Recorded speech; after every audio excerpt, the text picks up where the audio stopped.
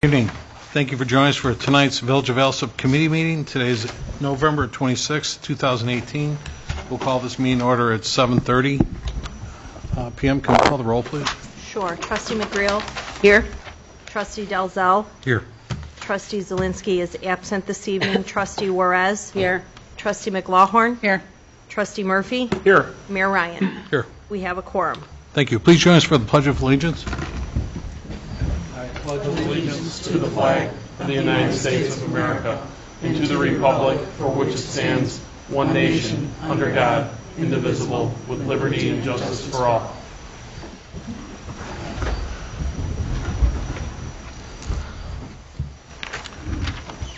Ladies and gentlemen, we have a bid opening this evening for the pump station interior waterproofing, a membrane system, and floor coating, and also a service and maintenance of the Keltron alarm systems, too. Thank you, Mayor.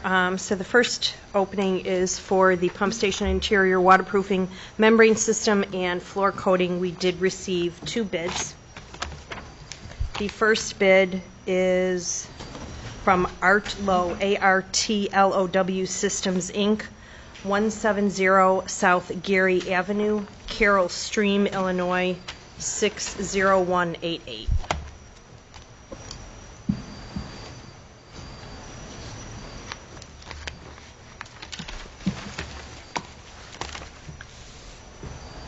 They have taken sealed bid seriously.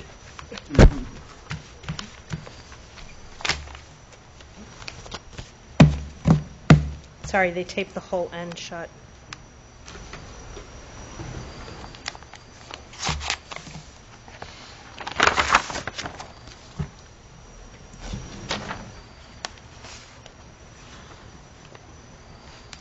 They are acknowledging receiving the addendum number 1.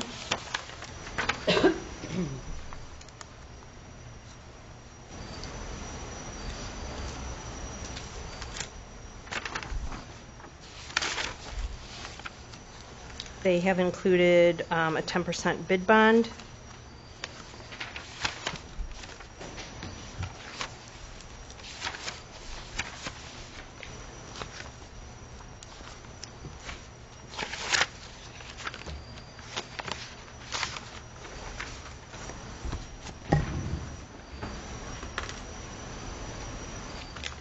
I need to add a couple of figures up. I'm sorry, they did not give a grand total.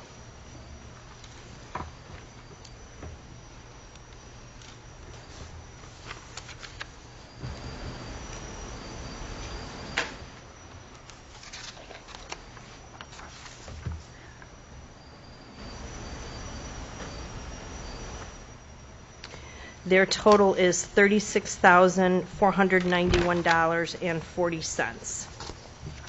Again, that is 36491.40.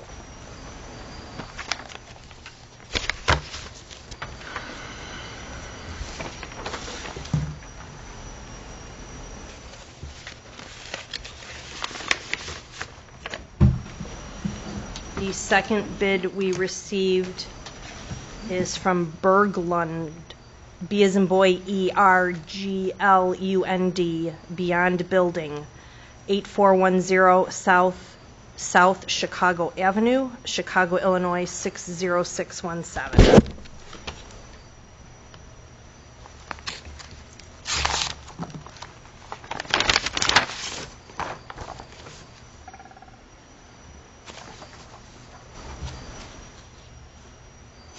They have included a 10% bid bond.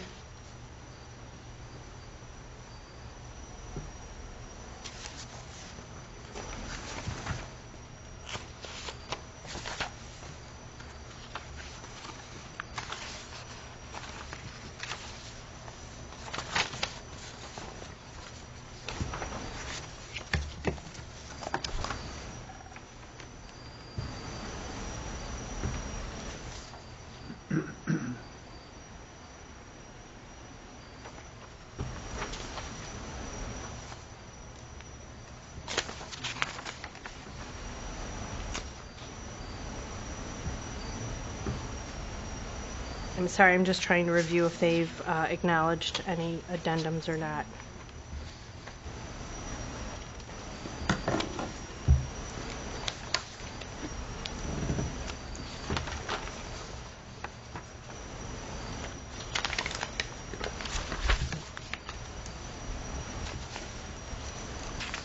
I do not see that, and I do need to add up their numbers.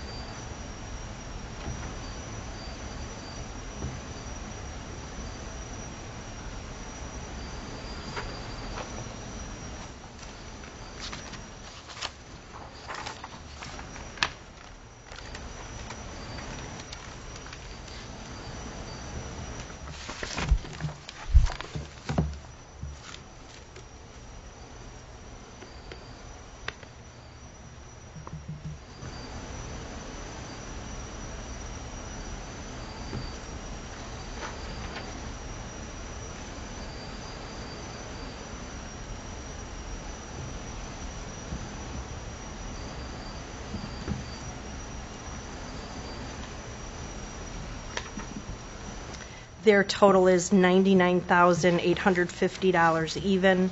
Again, that is 99850. And that is all the bids that we received for the pump station interior waterproofing, membrane system, and floor coating.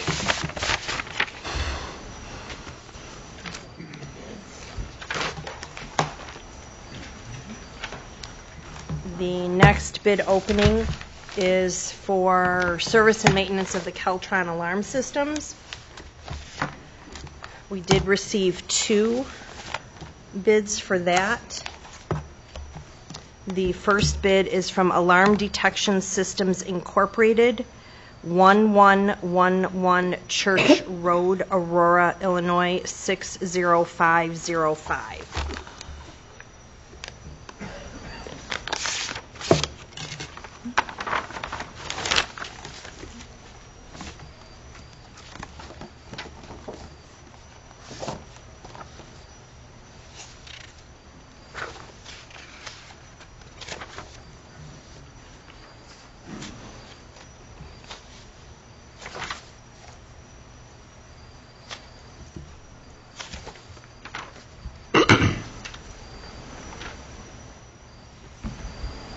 Chief Stasinski, how do you want this read into record?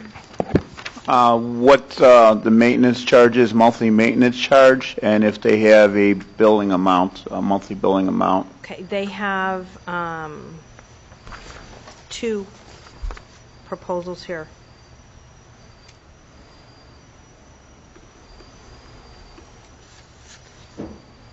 The only thing I have to find out is they were not a Keltron authorized dealer or service center, so that's one thing we're going to have to verify regardless of what the price is. Okay, they have submitted 2 alternative proposals. Do you want me to read both into record? Sure, go ahead. Okay. The first proposal has a cost per month per subscriber. I'm sorry, Part 1, service and maintenance as detailed herein. Cost per month per subscriber, $10. Cost for annual software licensing fees from Keltron. It says 0 to be discussed. If a such fee exists, Alsip pay Keltron directly, i.e. Alsip will pay the cost. Part 2, new installations.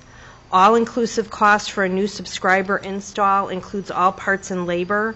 That is $795, includes AES subscriber mesh radio. Labor only for install of decommissioned subscriber transceiver is $125. Part 3, decommissioning of installed transceivers. Labor cost for removal of a subscriber transceiver due to cancellation of service, $125. Part 4, billing. Cost per subscriber for quarterly billing, 0. Cost per subscriber for annual billing, 0. Cost per subscriber for alternate billing, 0. And all of those are noted included for free. The proposal / alternate number 2, outsourced monitoring functions. Part 1, service and maintenance is detailed herein. Cost per month per subscriber, $15. Cost for annual software licensing fees from Keltron, it says 0, not, and then NA. Part 2, new installations. All-inclusive cost for a new subscriber install includes all parts and labors. $795 includes mesh radio. Labor only for install of decommissioned subscriber transceiver, $125. Part 3, decommissioning of installed transceivers. Labor costs for removal of a subscriber transceiver due to cancellation of service, $125. Part 4, billing. Cost per subscriber for quarterly billing, 0, it's included. Cost per subscriber for annual billing, 0, included. Cost per subscriber for alternate billing, 0, included. And then there is a proposal, alternate number 3, and that seems, do you want that read into record as well? Is it somewhat related to the other figures? Because their proposal is very confusing. That's why I'm asking. It goes into what ADS is proposing, why this alternative approach, and other considerations. So I will ask you just to review that. Yes. Okay. Like I said, my only concern is ADS has never been a authorized Caltron service center, so we'll have to verify that. Okay. I'd like to say something there. They did contact me and said that they get the equipment from the same place that Caltron gets the equipment. So it's the exact same equipment, same manufacturer. Okay. The second proposal is from Cross Point Sales Incorporated, 3158 South State Street, Lockport, Illinois, 60441.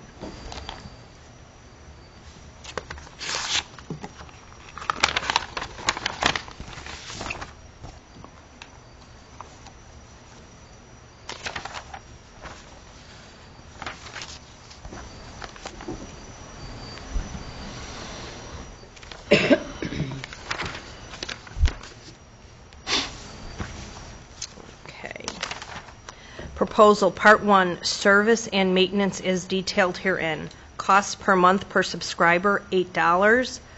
Cost for annual software licensing fee from Keltron, $2,600. Part 2, new installations. All-inclusive cost for a new subscriber install includes all parts and labor, $1,500. Labor only for install of decommissioned subscriber transceiver, $125. Part 3, decommissioning of installed transceivers. Labor cost for removal of a subscriber transceiver due to cancellation of service, $100. Part 4, billing. Cost per subscriber for quarterly billing, $3. Cost per subscriber for annual billing, $3. Cost per subscriber for alternate billing, $3.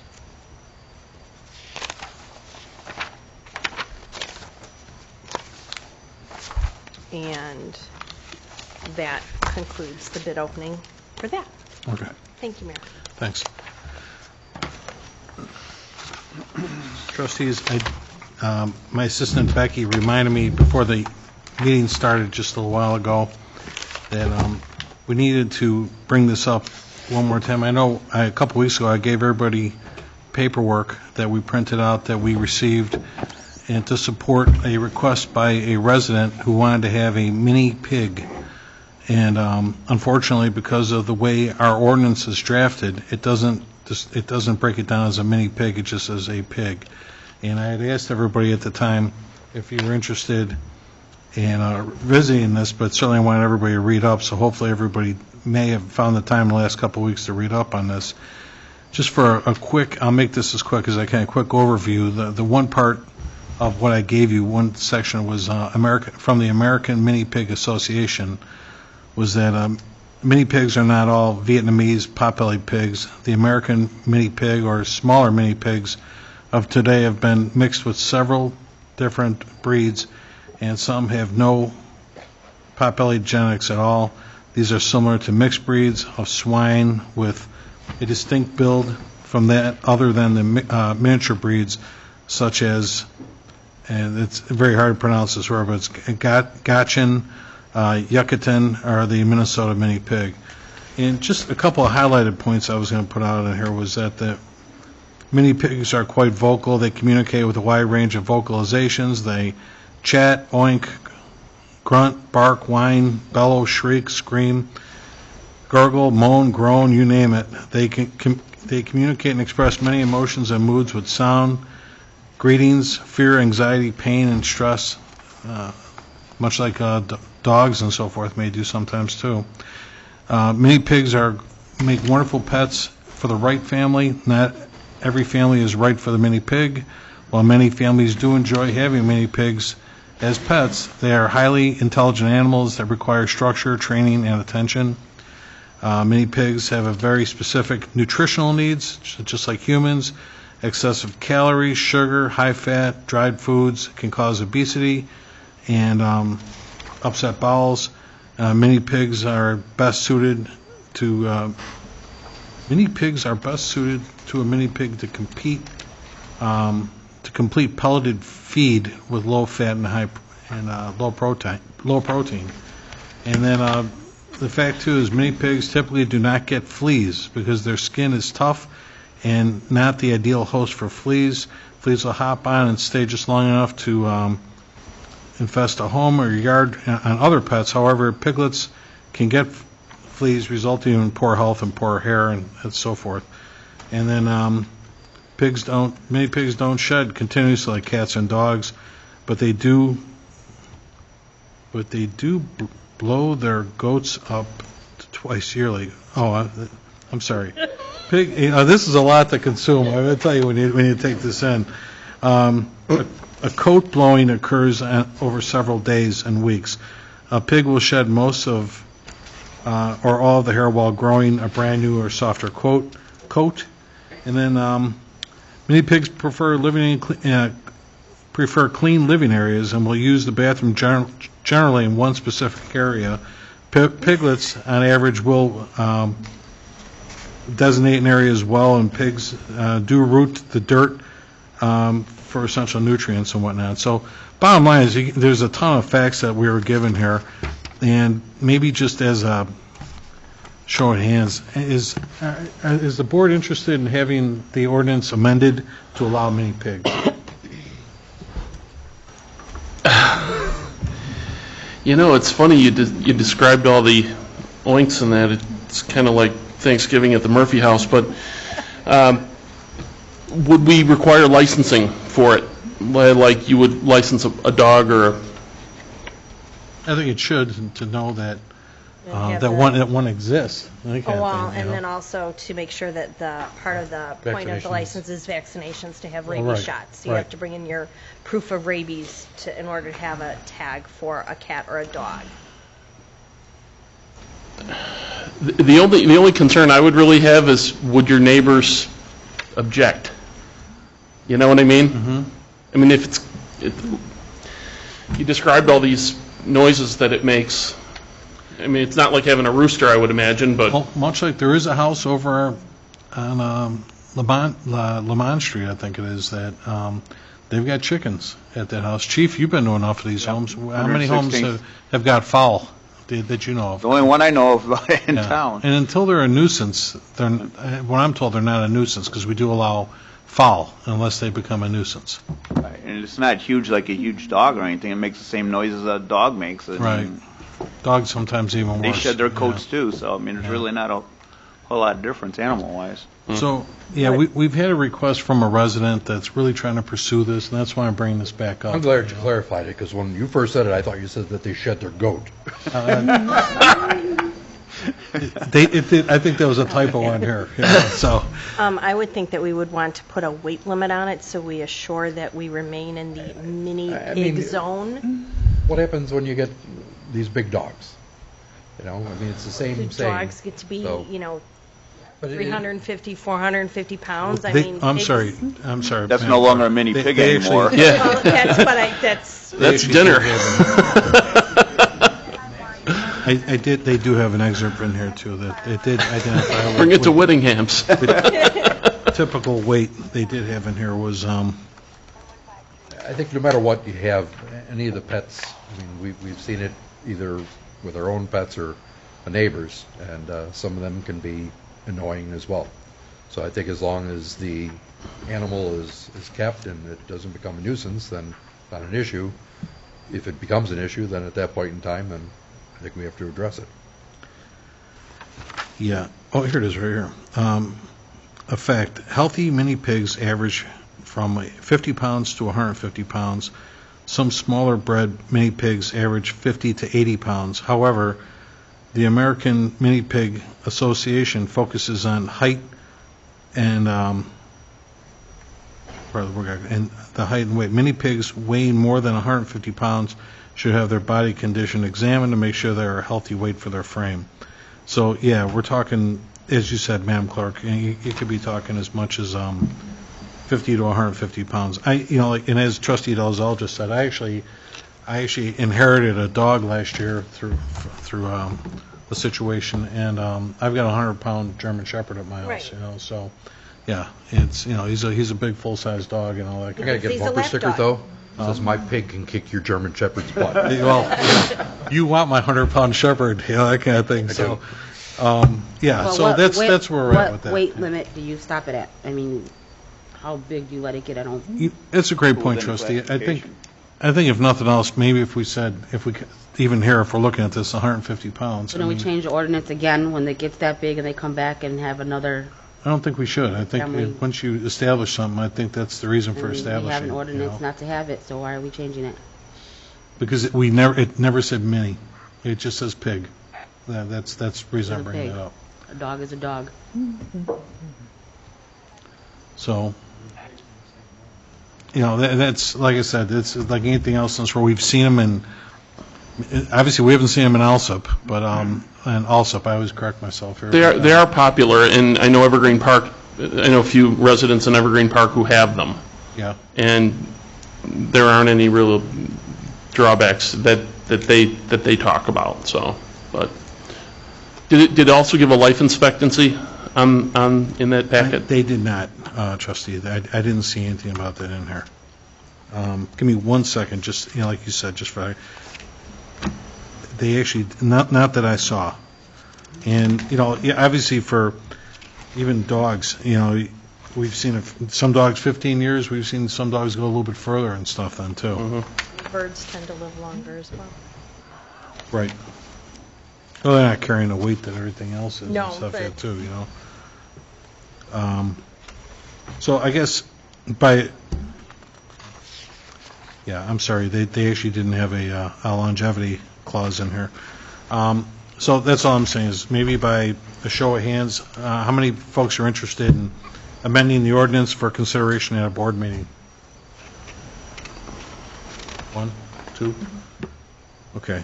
So, didn't really get the majority on that, and we will articulate that in a nice way to the resident who asked about that then too, okay? So we've gave everybody a couple of weeks to read up on it. Some great information they gave us as well then too. But that's fair. We're not going to spend money on legal to do something like that, and that's why I had to ferret out here and stuff then too, so. All right, thank you. I'll get to some reports later on communication, so we'll move along the meeting here. Clerk's report? Thank you, Mayor Ryan. First of all, I wanted to say thank you to Erica for filling in last week in my absence and not adjusting my chair. Secondly, presentation and approval of the November 12th committee meeting minutes. Request for approval of the October 2018 IDOT motor fuel tax allotment in the amount of $46,183.48. And there were two other things, I'm sorry, that were brought up last minute today. Wanted to discuss, to seek permission to close Village Hall at noon on Friday, 12/21, for the clerks in building and water and the clerk's office to close out the day's business to be able to participate in the employee party that will begin at 1 p.m. on that Friday. Reminder that then Village Hall is closed Christmas Eve and Christmas Day. And then the second point up for discussion is we are seeking permission to close Village Hall at 4 p.m. on New Year's Eve, which is a Monday, instead of remaining open until 8 p.m., as is typical on Monday. Being that it is New Year's Eve, I do not foresee a mad rush on December 31st at 7 p.m. to pay a water bill or seek a business license. So we would like to close at 4, as in be open 8 to 4 as normal hours, Tuesday through Friday for that day. So we will have those two. Are we meeting that day? I'm sorry? Are we meeting that day? No. Actually, with the new schedule, trustee, we don't meet until January 7th. After that 26th meeting, we have a meeting on December 26th, but not at New Year's, right? And that is all, Mayor. Okay.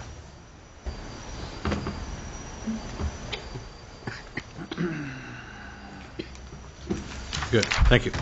Next is the public forum. I had placed on here, I had a call from Steve Dercasey from Quality Alarm to comment on the fire alarm monitoring compliance. Steve, did you want to address the board? Thanks. Steve, when you get done too, we have a sign-in sheet. Anybody that comes up to talk, if you can just sign in and say you spoke to us, that's all. Okay. I think the business community really appreciates your effort in opening up of the Caltron monitoring system to them.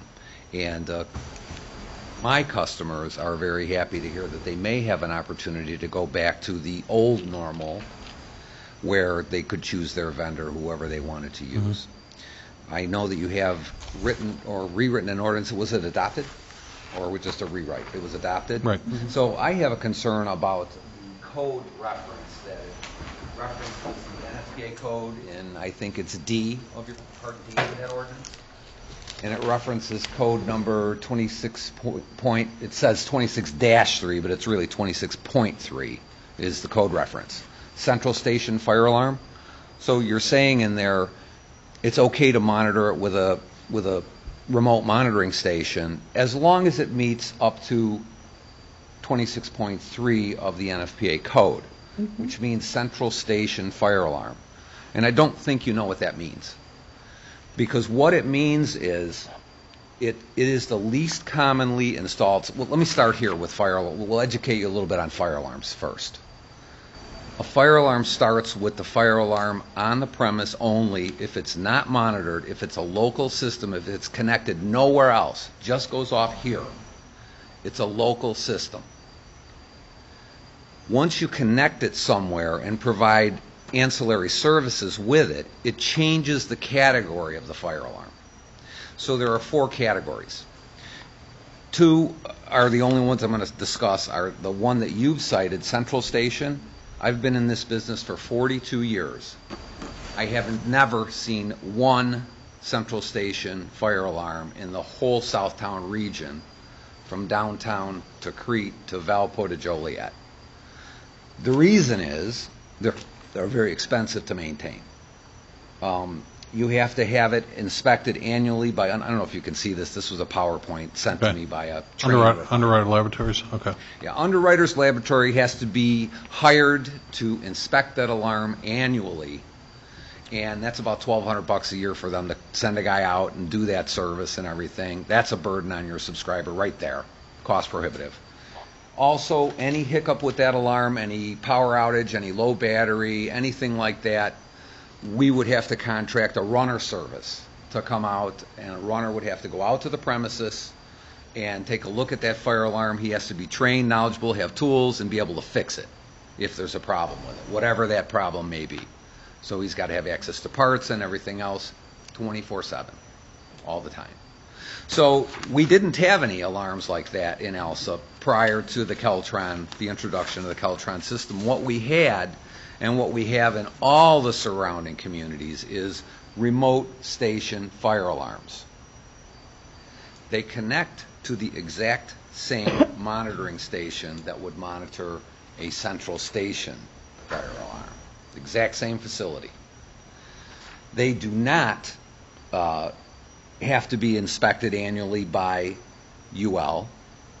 They are subject to our annual inspections, and they meet all NFPA 72 requirements, as do the central station alarms. So it's the same alarm on the premises. Nothing's changed. Nothing's changed with the place where it's monitored.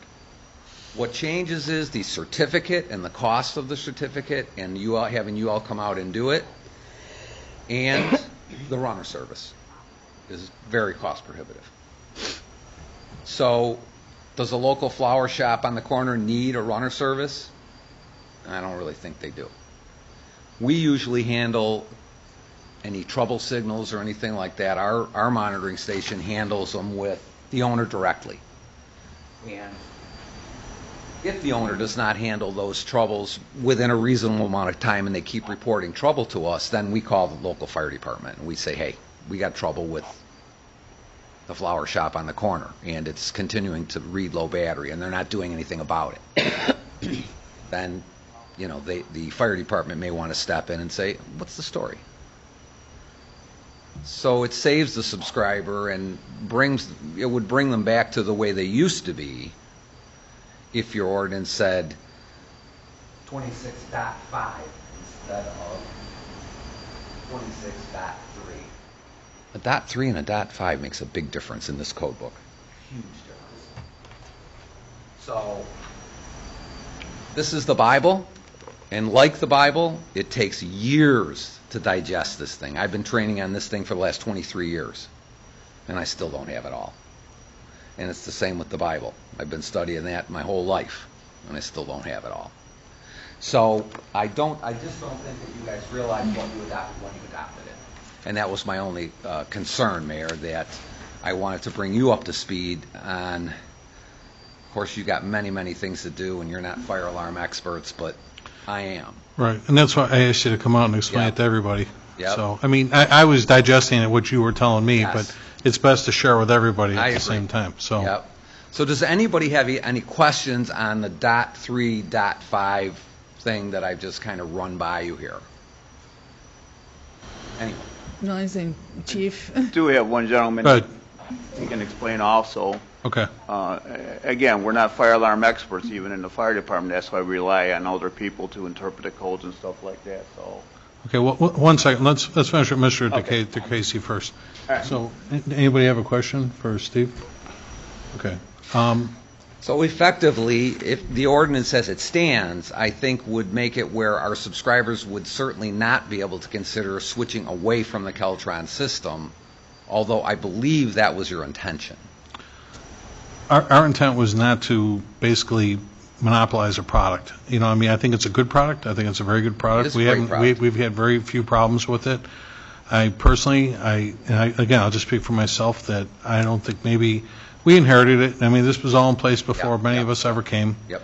And I was really looking more on the side of how to better manage the program. And that's more or less my intent anyway, and the board's intent is how we manage this best. And again, you know, there's so many different companies out there. Like, you're an Alsip-based company. There's a few other Alsip-based companies. We certainly we don't want to shut anybody out, but at the same time, I was based more on better management of the program and stuff then too. And right now, even with the subscribers that we have, I think it's kind of a no-brainer to think that not a lot of people might jump ship from that program, because we do stay pretty competitive as far as costs are concerned on this kind of thing. Unless, of course, maybe like another company might have had maybe a particular subscriber has a relationship with somebody that wasn't there. You know, it could be a friend, could be a whatever, and we don't want to interrupt that relationship. I mean, you know, I don't think you're going to get a total exodus of what's going on. No, I don't think think so everyone's going either. to stay with what they have, and that's what we have to gamble on. we didn't put that in place to make money on it or anything like that. And actually, from where we start at the beginning of the year, it's a small surplus at the end of the season and stuff, depending on the amount of service calls and so forth on with the system. So, you can't put a price on safety, and certainly we don't do that. But there is it's a monetary fee monthly, or actually we bill quarterly for the monthly fees, right? Like we do. So, but Steve, thanks for coming out, so at least the board understands. And my thing would be to defer to the fire chair, which is Trustee McGlawhorn. Should you want to pursue this conversation more, Trustee, I would suggest doing so with your committee then too, okay? Mm-hmm. All right. Mr. DeCasey, could Yes. you sign in, please? I will. Thank you so much. Chief, you had something you wanted to say something about it too? Yeah. Okay. Want to step up real quick?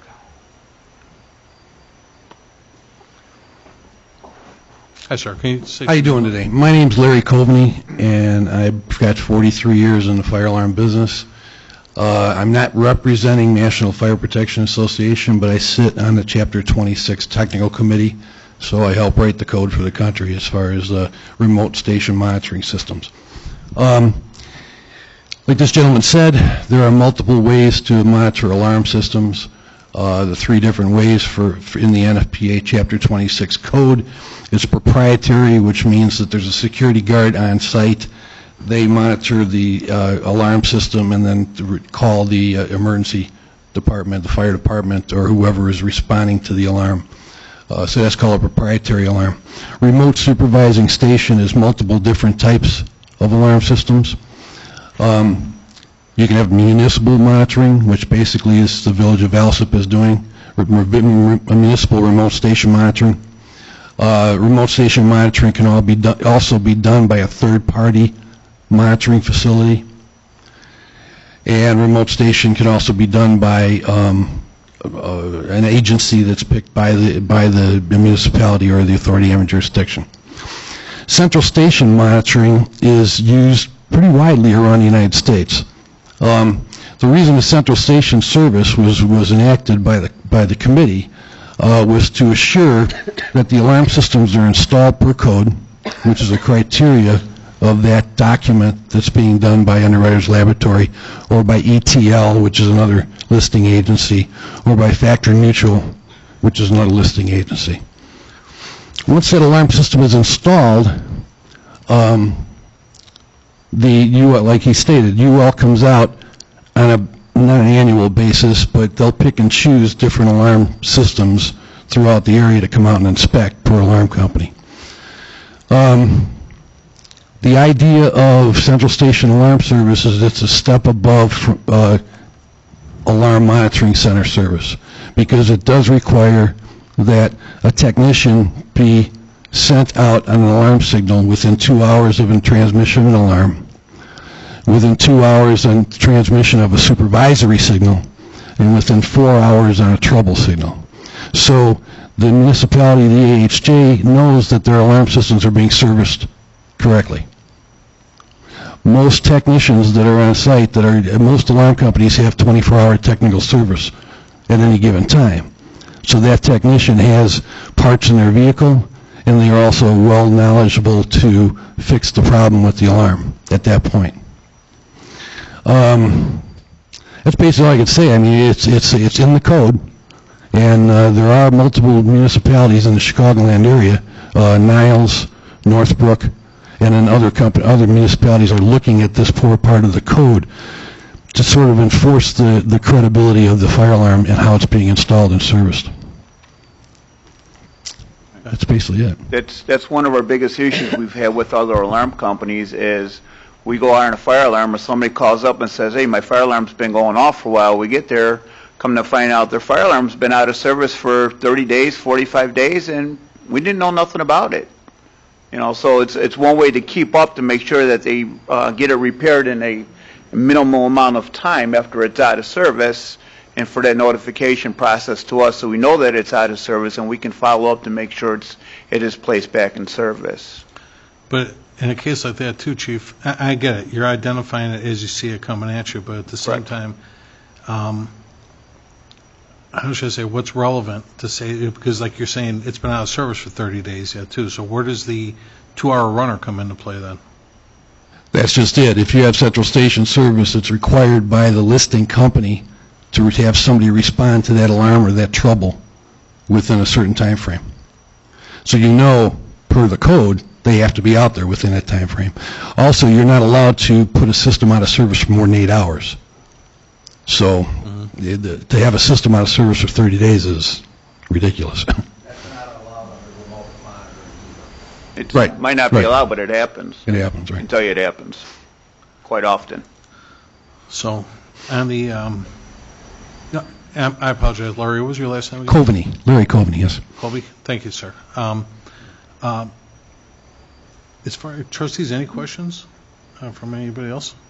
Because the only one I had, Chief, was how many of the 345 subscribers we have right now, how many of these are being UL tested annually? Through the Caltron boxes are UL, and they go directly to us. So it's not in the service, it's us. We are the service. Well, that's what I'm saying. You know, like it was just described that in order to conform to this, you have to be UL tested annually on this thing then too, right? Well, okay, the alarm systems are required per code, per national code, to be tested annually by a licensed alarm company. So all your systems are being tested annually, yes. But The inspection is just by the head UL. end? Or is it just the head-end system, or, No, it's the whole system. so it's all subscribers are supposed to be tested, right? Right, exactly. Okay. Right. The UL certification is that they are certifying that this system is being installed per their requirements, also the NFPA code requirements, which they pretty much follow hand in hand. So they want to make sure that since they're saying that this is a UL-listed system, they want to see it on a timely basis. Okay. So that's why UL comes out and does an inspection every once in a while. Well, that's what I'm saying, Chief. Has that been done annually? With the NFPA, they've never, or I'm sorry, UL, I don't believe they've ever come out. Okay. But the All our equipment Caltron, is UL. Okay, We're that's- Connect. Caltron's not the fire alarm. Right. Caltron's the transport. Right. The fire alarm is in the business itself. Right. And we are required, our businesses are required, they have the fire alarm system tested once a year, and that's why we have the compliance engine for that. So whoever company comes out and tests their alarms. Okay. So is that certificate or kind of like, I'm We thinking get a like fire report extinguishers, every how year. they have the tag on them? No, we get a report of it every year, and the compliance engine monitors all that, and if they're late, they get a nasty gram, and they follow up on that. That's why several years ago, we want the compliance engine for that reason. And again, because of the amount of businesses we have in our town that are monitored by alarm systems. We have quite a few, since most of our area is commercial and industrial. Chief, we have quite a few subscribers that, which is why we got involved in all this, that we can agree that weren't paying their bills and so forth then too. Correct.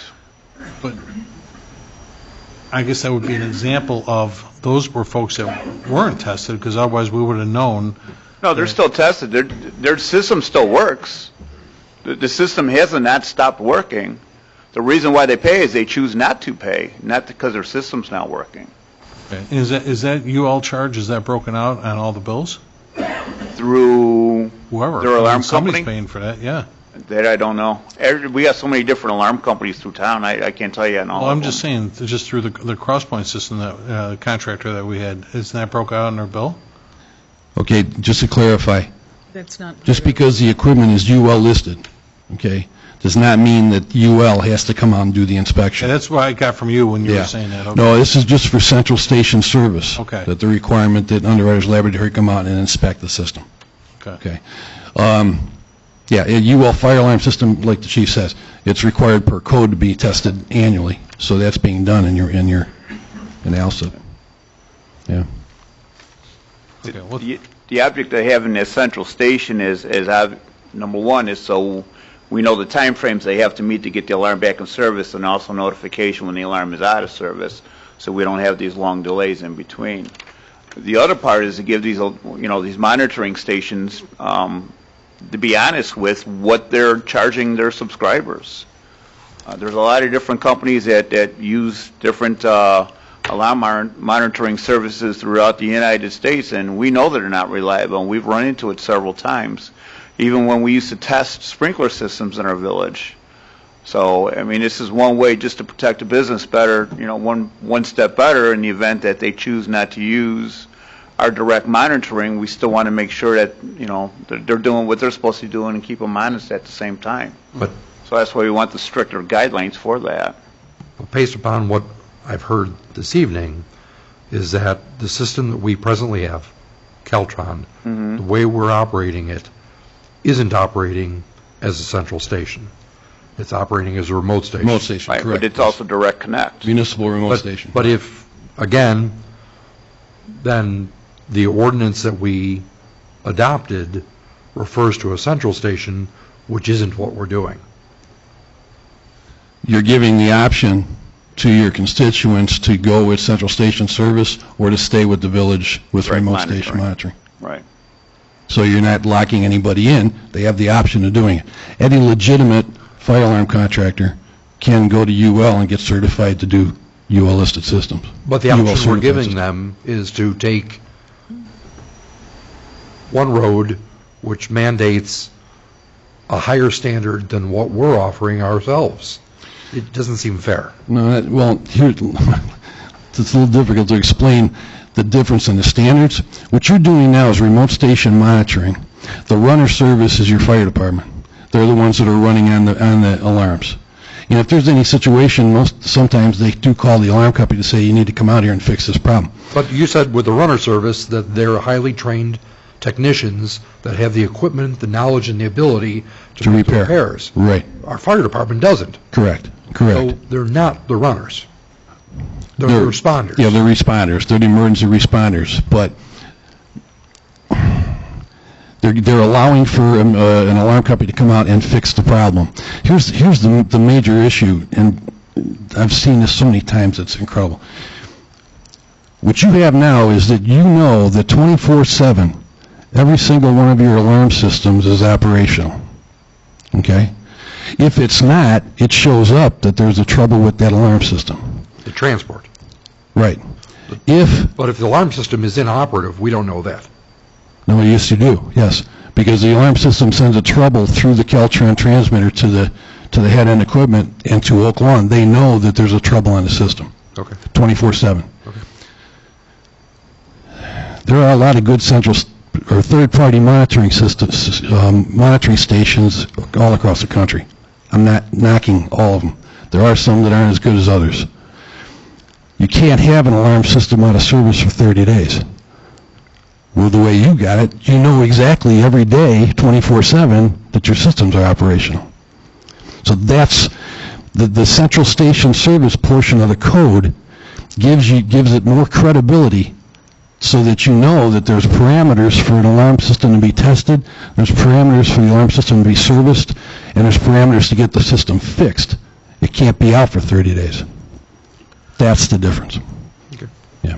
So, all right, Larry, thank you very much for your explanation. Thanks. Simon, please. Yeah. Thank you. So- But it still seems to me that we're mismatched here. Exactly. I understand, your explanation was very good, where you said we're actually kind of raising the bar here a little bit beyond where we were. Yeah. The idea was, it was to be somewhat compatible to where we were and stuff. It's just that we weren't monopolizing a product, was all. But Sure, go ahead. You've got it on the money. Stand close to the microphone, please. You have it on the money. You know exactly what the situation is. Central station service is top tier. It's, you know, big business, big infrastructure type of a client.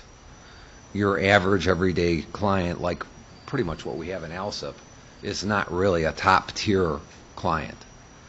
Even, let's just say, Restaurant Depot might be a big deal. Well, for obviously, us. we want great service for everybody, but I understand what you're saying. You know, it's this, Yeah. you want, it's top shelf, but I it's think not it is a necessarily mismatch. compatible with what we're doing I right now. think it is a All right. mismatch, and I don't think you're doing anything. I think that's the best way to phrase it. It's not really comparable, and that's what we need to reframe. Right.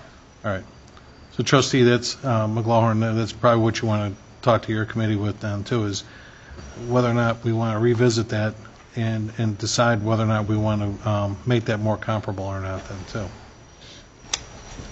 too. Right now, does anybody have a preference? Do we want to stay at Central or consider altering the language to include remote station monitoring. Think about it.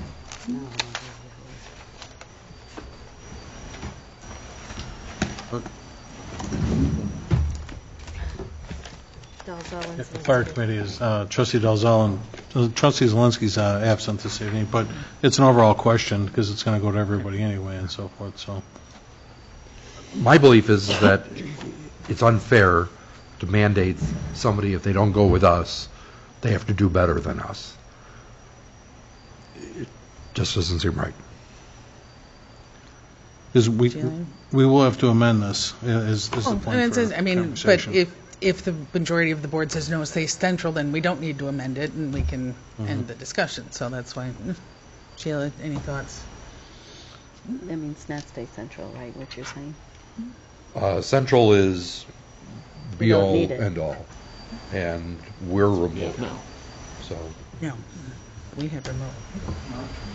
We have remote. We have Why remote. don't we revisit that at the end of this meeting so everybody can think about it a little bit? So Okay. it doesn't have to be a shotgun answer then, too. no but problem.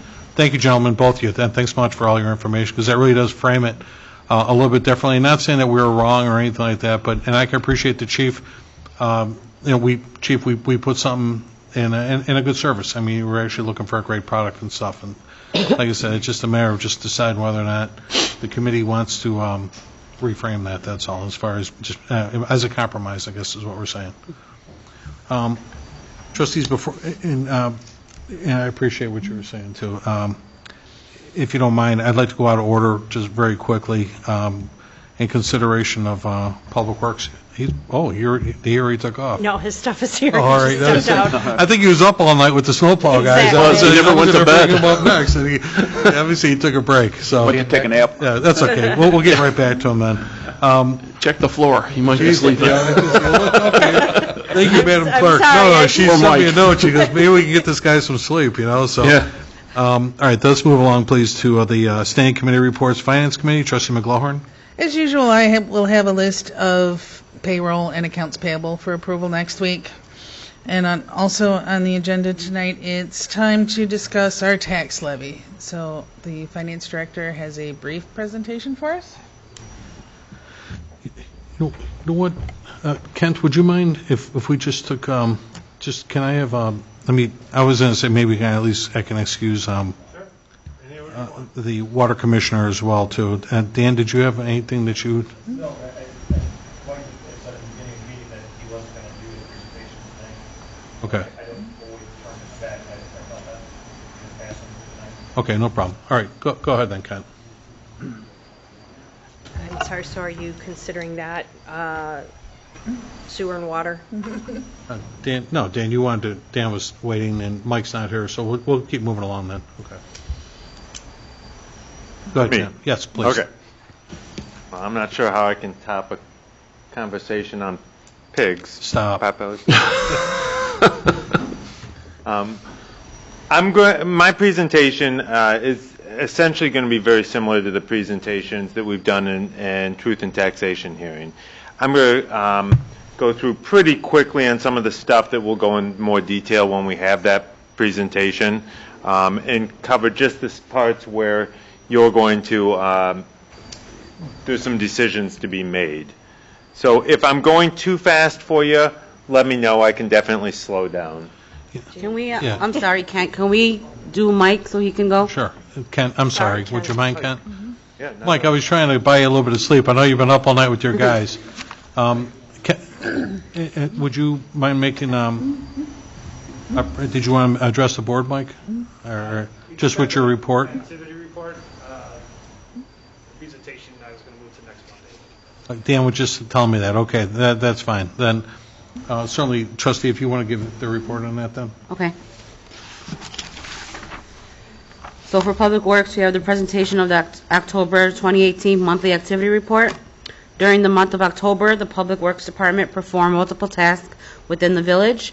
For streets, 1,194.6 total hours were the street sweeping, empty garbage on Pulaski, animal traps, paint curbs, sidewalk inspections, remove or replace banners on Pulaski, snow and ice class, asphalt repairs, pothole patching, winter vehicle prep, miscellaneous work orders, performing general garage and equipment maintenance, and administrative duties. 4.4 of these hours were worked at overtime. Drainage, 480 hours, total hours, were to curb repairs, catch basin repairs, miscellaneous work orders, and tending to locates. 576 total hours doing branch pickup, tree trimming, storm damage pickup, tree removal, stump restorations, grass cutting, and weeding. Sanitary, 118 total hours were due to sewer inspections. Confined spaces training, miscellaneous work orders, and tending to locates. 0.0 of these hours were worked at overtime. Boat launch, 8 hours maintenance and closed for season. 86.5 hours of vacation time were paid out to full-time employees. Do you want me to read those names of those employees? Okay. 62.8 hours of sick time were paid out to full-time employees, and 40 hours of second quarter unused floating holiday paid out to employees. 14 employees, total month hours of 2,525.9 hours. That's all. Okay. And then, Mike, you're going to do next week, you'll give us a presentation on the 2018-19 winter preparedness operations? Right. All right. Well, listen, everyone appreciates the hard work you and your crew do. You guys were out pushing snow last night. The streets look great. Did a phenomenal job. And obviously, I tell you, that was a pretty good win last night. I got quite a few branches that came down in my backyard and everything then, too, but you can tell how much, and obviously I talked to the police chief this morning. We had over 40 traffic accidents this morning and so forth then, too. So, yeah, there was quite a bit of activity today. So thanks for the hard work. And to both you and Water Commissioner Dan Triben, we wanted to extend a big thanks to Tony Staniszewski and Mike Ranga and John Perna and Wally Spooner for helping us decorate the Village Hall last week. You guys really did a nice job. Thank you very much. And obviously, I was waving all your truck drivers. I see you got your brand new truck out, and they were over on the west side of town. I saw them over there at a meeting I was going to this morning. So nice jobs, and certainly let me know if you need help. Okay. No, thank you. Okay. All right. No, you're certainly dismissed, Mike, if you want to go. Yeah. Good night, Mike. Good night, Mike. Yeah. Get some sleep, Mike. It's going to snow tonight. Yeah. Can I be dismissed? Yeah. Dan, you as well, if you got anything to add. Okay. All right. Thanks. Good night, Dan. Thank you. All right. I'm sorry. Thank you. Kent, please go ahead. Again, we normally have in 1 or 2 committee meetings talk about the tax levy every year, and then we pass it. I'll go through fairly briefly because you're going to see most of this presentation. Again, we do this twice. Oops. Whoa, we jumped way forward. So I'm going to show the timetable for this particular year. I'm not going to do how your tax bill is created. I'll save that. We'll go through the EAVs, the average tax rates, where your property tax bill goes, governmental revenues and expenditures, and that's sort of hot off the presses because it's based on our draft audit. The bond and interest levy changes every year based on payments. The OPEB, which is the retiree health care and the public safety pensions, a lot's been done in the past few years. So some of that's similar to where we've been and some's new. I did a new idea of trying to show where the property taxes the village is levied actually go to. So that's a new section. The budget that we're in, and then your options for the tax levy. The one thing I'm going to say, and I'll say it a couple times tonight, is that the tax levy should be determined tonight. So what determining means is, I know committee meetings, you don't do anything official. But one thing you can do, and the attorneys say this, everybody says this, is you determine a levy. You're going to do a poll, and you're going to say, I agree to this levy. It's not the hard thing, it's not the ordinance, but it is something that's done throughout the state. It's something that we do every year. And we need that in order to, we do follow the truth in taxation, even though we don't violate the 5% this year that would take. It's still a good practice to do truth in taxation. You have to determine the levy in order to do the black box notification in the newspaper. So it's just something, we've done it this way a number of years in a row. It's something that's required by state law. So at the end, there's going to be a discussion and a vote on that. So here's the timetable. We determined an aggregate levy tonight, and it should be a lot easier. The last 2 years have had some pretty complicated stuff that we brought to the board on tax levies. It's a lot simpler this year. On Tuesday, I didn't write it there. We have to get I work with the clerk's office to put that in the paper, and it's on next Thursday, the black box notice in the paper. Then there's a tax levy becomes available by at least next Friday. It's probably going to be earlier, both on the website and the office. The Truth in Taxation hearing is going to be at 7 p.m., a half an hour before the board meeting on the December 17th. And the board meeting is when you actually vote. And the last Tuesday in December is when you have to file it at a clerk's office. The last Tuesday in December this particular year is Christmas. And you don't even have the day before to work to do a vote because that's Christmas Eve. So that's what's pushing the earlier timetable this year on this. And it sort of determines going backwards when it has to be in the paper, et cetera. So in order to have the notice in the paper on Thursday, you have to get the clerk's office the information tomorrow? No, we have to give it Tuesday? to you. At the latest, it would be very early next Tuesday morning. The better way to say that is Monday. Monday, it needs to be given to the clerk's office. Sometime Monday, and it will get in next Thursday's paper. Worst case scenario, I could get very early on Tuesday and still make it, but your office would be rushed. But they can do it. They've done that before. The EAV, I'm not going to go through this a ton now unless you want to stop me. Basically, the EAV's up 23% in the last 2 years, but it's still down 27% from its high because it dropped for so many years. The next part, and you've seen this before. Again, I'm willing to do more if you want it. But basically, the EAV does not matter to anybody paying taxes. They pay the same amount of taxes whether the EAV is up or low, not, because we levy a dollar amount. The one place it does matter is the TIF, how much money goes into the TIF. Because it is still way down from where it was, not much money has gone into the TIFs. The one exception is the Pulaski TIF had money from an old TIF that brought money over. But that does hinder the village's board's ability to do economic development. Residential is 40%, commercial is 20%, industrial is 40%. And from 2 years ago, because there's a lag, we have received 99.9% of the taxes that we levied. That's good. This is what the tax rates are. These are called the composite tax rates. This is what your overall tax rate. So if you look at your bill, there's tax rates from each of the taxing bodies, and at the end it adds them all together, and that is something called your composite tax rate. We're the bar way over to the left. There's a couple of municipalities that are right about the same as us. That'd be Chicago Ridge, Posen, Worth, Midlothian, Oak Forest. A lot of them are above us. There's only two that are really below. That's Crestwood and Palos Heights, and although their rates below, we know specifically for those two municipalities, their water rates are higher because we sell them water and they're further down the stream, so they not only have to pay the water rates we do to get it to our distance, but they have to pay further within their own system. So their property tax rates are lower, but their water rates are higher. So we're really in line with the best on here.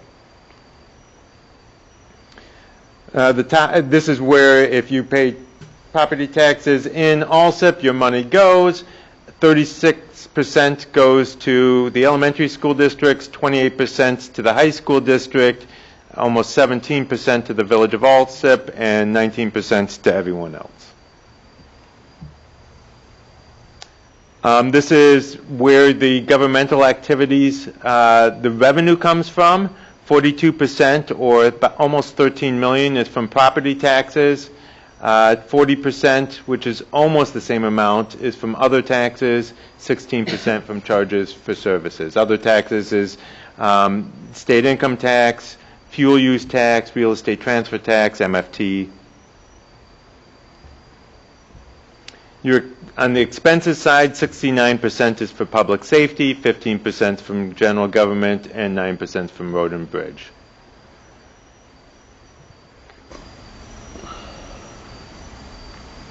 The bond and interest levy. So that there is a levy as part of the property taxes for paying our general obligation bonds.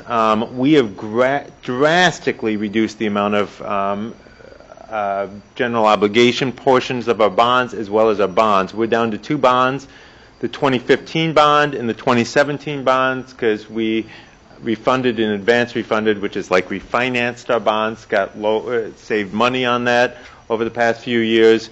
Very little of that is still needed to be levied. So, for instance, on that top row, the 2015 bond, next year we have $680,000 of payments to that bond, but only a little less than $40,000 has to be, or 5.8% has to be levied in the property taxes. In the 2017 bond, $908,000 and $909,000, $194,000 or 21%. The next 2 I put up here because they're debt. And I think it's worth knowing about. These aren't things you levy for, but we now have 2 IEPA loans. We have $220,000 next year going to be paid out of that. That all comes out of water fees. In installment contracts, which is the LED lighting we have and different kinds of vehicles. We have a fire truck. We have vehicles for Mike for Public Works. General fund is almost 20% of that, and road and bridge is 80% of that. That's $219,000. None of that, again, comes from property taxes directly. Indirectly, it might, because road and bridge and general fund, general monies are used to pay that. I'm not going to go through this much here and to speed this along. I've updated the numbers. This is what the actuary has to do in order to make their actuarial assumptions for the public safety pension funds. We'll go through that later. It's not really germane to the decision that you have to make tonight. If you want to do it, we can. This is a little more interesting. We just got the new actuarial reports within the last month. They've been filtering in. The revised last one literally came today. So the top row shows the rate of investment returns.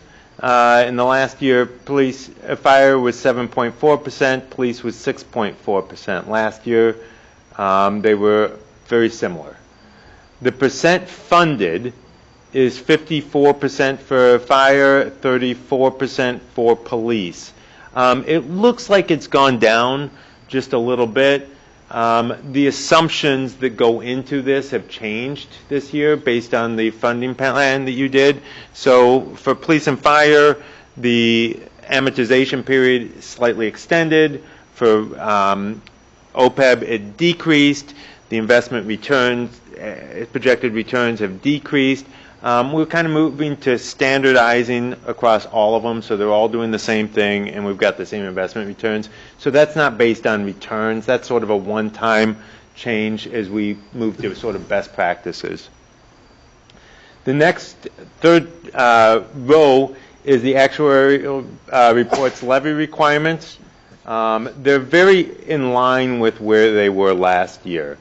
So for fire, it's $2.2 million. For police, it's $3.4 million, and for OPEB, it's almost $2.9 million. A little bit of OPEB isn't in there because if it's not, Waters isn't in there, but it's essentially $2.9 million. And then how much we're actually going to levy.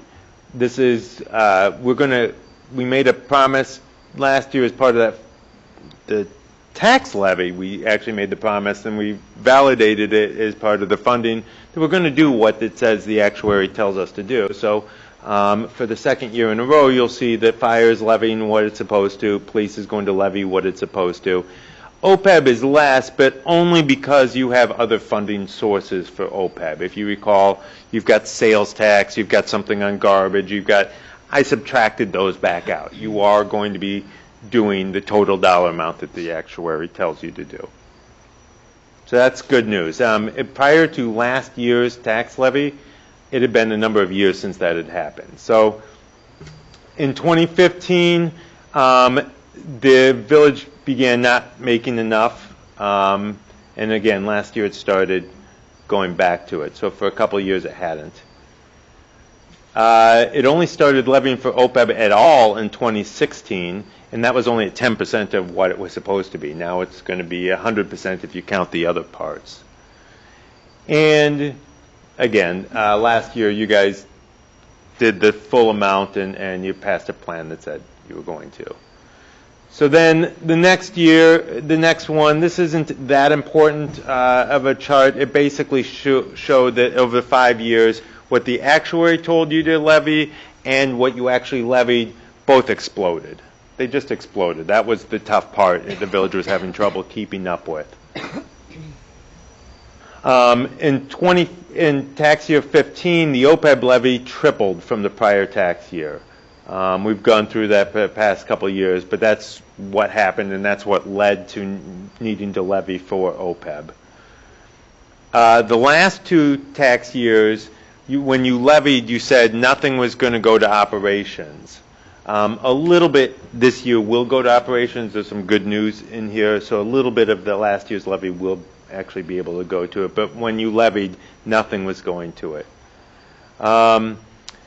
This year, it's been a lot of work on the accounting and finance side of it, but OPEB is going through the same issue of change of accounting rules to be a better definition of what a liability is, and now they're at least apples to apples. And that allows us finally to say, what is the net pension liability? Out of these 3 retirement plans, police pension, fire pension, and retiree health care, the present value of what is not put away is almost $115 million. Now, I know that number went up. We knew it was going to because OPEB, the definition of a liability was still the old rules until now. And as I said, I just got the most recent OPEB report today. So that's our new number. It's $23.8 million in fire pension, 42.1 in police pension, and OPEB is $48.8 million of net pension liability, or essentially what it's short. This is a new one, and I thought it was a good idea to say where has the property taxes gone in the village. So on the left this is based on percentages. So in any given year, it's going to add up to 100%. The 100% being how much the village levied. And the blue line is the retiree benefits. The green line is operations, and the red line is GO bond payments. So the good news is the red line has been going down. We have not brought in new GO, even when we needed to do the most recent ambulance and the most recent dump trucks. We bought them out of our fund balance, and so we weren't paying interest charges. Trustee, I'm sorry, Ken. General obligation bonds. I is what you said. apologize. Yeah. GO is general obligations. It means the full faith and credit of the village of Alsip. It means you are going to pay this, and if you can't find another way to pay it, you are going to pay it by raising property tax. It's an obligation of the village. It is your first obligation of the village. That's the red line. The red line is how much, it doesn't mean your debt has gone, but it's the payments that go from property taxes that have gone down. Some of the payments that we saw in the bond thing come from, if work was done at one of the heritages, that's paid for by rents. If something is from the sewer, that even if it's GO-backed, general obligation backed, it's still paid for by water rates. So we have other ways to pay those for the projects that happen in those. But the ones that have to be paid for directly by property taxes is the red line. Okay. So operations is the green line, but operations, something really big has been happening in operations. So I'm going to break that green line into two green lines here. If you can see, basically red is down, retiree benefits are up, and we know that. That's all we've been talking about in finance for 3 years. And green has been pretty flat, but green has a story to tell. So I'm going to do the same thing, but break green up. And this time, the darker green is healthcare, and the lighter green or yellowish green is operations after you take out healthcare. And if you look at that, essentially, operations is bouncing around at zero. Almost everything, really. You could look at this and say almost every single thing has been either retiree benefits, GO bond payments, which are almost down to zero, and then healthcare. So it's gotten to the point where it's almost all healthcare and retiree benefits is where your property taxes have been going.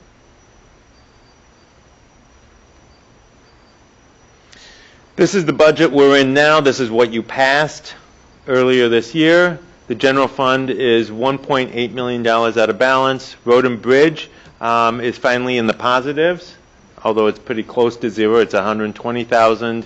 Motor fuel tax is pretty close to zero at $51,000 in the positives. Water is $710 in the positives, and that's going towards paying building up some reserves to do his projects. Heritage is pretty flat. Heritage 1 is pretty flat at $28,000, and Heritage 2 is at $360,000. As we always say at the budget, revenues are projected conservatively. Authorized expenditures are not all made during a fiscal year. So on balance, the difference between the budgeted numbers and what actually happens during the year, which is reflective in the audit, it usually gets better on all fronts. Doesn't guarantee it, but on all fronts, on balance, it gets better for those two reasons. The general fund has continued at least a 7-year trend of deficit budgeting. I could see it's back 7 years. I just keep adding a year each year. It's been deficit each year. We have sneaked out positive each time. 1.8 is bigger than it has been. But I put an asterisk by that 1.8, and here's the asterisk. There's a couple things that have happened this year. One is that dispatch is going to be higher than it was originally talked about. That's not going to impact us that much this year because we got a grant from the state of Illinois, or we've been promised a grant. We have not received the money yet for a little over $100,000 of that. And we've received a rebate back from Oaklawn, which we didn't think would happen until next year. So this year it's not reflected. Going forward next year, it's going to be about $200,000 more than originally was thought a year for the dispatch. 100,000 of that essentially is because our reporting numbers to them were lower than they actually should have been. And the other part is that they have negotiated a contract, their contractors negotiated a contract with their employees to make their wages up because they're losing a lot of people to other dispatch centers. That's the bad news. The good news more than makes up for that. Last year, we talked that because of the accounting rule changes and the fact that we were changing the rate of return, and we were changing how long we have to pay for it so they were all at the same time, we said we're guessing as best we can. We overguessed on OPEB during the budget. We're not going to have, based on the report I just got today, we don't have to spend as much as we thought we were going to in the budget on OPEB. That essentially is going to make up around a third of that budget deficit. That alone. It's that big. It's 79% versus 100% is that much of a difference. So we got it pretty good news in how that came out. The property taxes, as I said, that allows for a little bit better. Some of last year's property taxes we didn't think was going to go to operations because of that. It can a little bit, but essentially, operations have been frozen the last 2 years, which puts strain on the general fund and road and bridge, and basically put the general fund where it's been a deficit budget for years, but it put more stress on it. Hopefully that's going to turn around a bit. The other part is that we have not been putting a lot of capital projects in for decades in many respects, but the one that's really pressing is we have a lot of parking lots that we've been talking about year after year after year, and hopefully we have a way to get to that this coming budget season. So we have two choices to make. One is a 4.99% levy increase. At a 4.99 increase in the total extended levy would bring in an additional $690,745 to the general fund, and that could be used to pay that for that parking lot, as well as increased salaries, the increased operations and the dispatch, and pay down some of the budget deficit that's too big at $1.8 million, so we can start to reduce that. The other option is a 3.99%, and that would bring in $579,399 to the general fund, which is $111,346 less. Again, for those same things. So the question is, how much do you want to try to close the budget deficit gap in the general fund? So let's look at that further. What is it for also? What does that mean to a taxpayer? So we look at somebody paying $5,000 a year in property taxes. So at 4.99% increase would be $3.49 more per month. A 3.99% increase would be $2.79 more per month. The difference between that is 70 more cents per month, and that would bring in $111,346 more to help close the fairly large budget deficit that we have in the general fund. And so that's the choice. I'm going to ask that we determine the rate tonight. If we don't do it tonight, we are going to have a committee meeting. It's too late to post for Wednesday, so we're going to have a committee meeting either Thursday, or Friday, or Saturday of this week. Okay. Ken, thanks for the presentation. Obviously, you and I did this earlier today. It's I appreciate all the information, and obviously we broke it down well enough. Hopefully, did any trustees, do you have questions? What was the levy? What did we levy last year? The total dollar amount, The percentage. last year was a 30% levy. Last year's was a very unusual one. We've been below 5% pretty much, the 3 to 5% for a long, long time. Last year's, you guys had some pretty tough decisions over the past few years trying to figure out how to get those public pensions and OPEB back to whatever the actuary was saying to do, because it had gone up, from your point of view that way, but from the point of view of the camera this way, it had gone up so dramatically that there was tough decisions to be made. I shouldn't say there was no other, there were very tough decisions, and you guys decided that's the route to go. And that's why this year's is so much easier to do. Now you just have to figure out how do you get to how fast are we going to reduce the budget deficit in the general fund? The other thing it's such a minor one, but I do want to say there is a little bit more difference between these two going into road and bridge as well. That one, ultimately, road and bridge has not done roads specifically like MFT in many years. Since long before I got here, I'm not sure when that was, but it's been many years. If it managed to slowly build up a fund balance, hopefully it could start to address some of the roads because MFT monies haven't been there.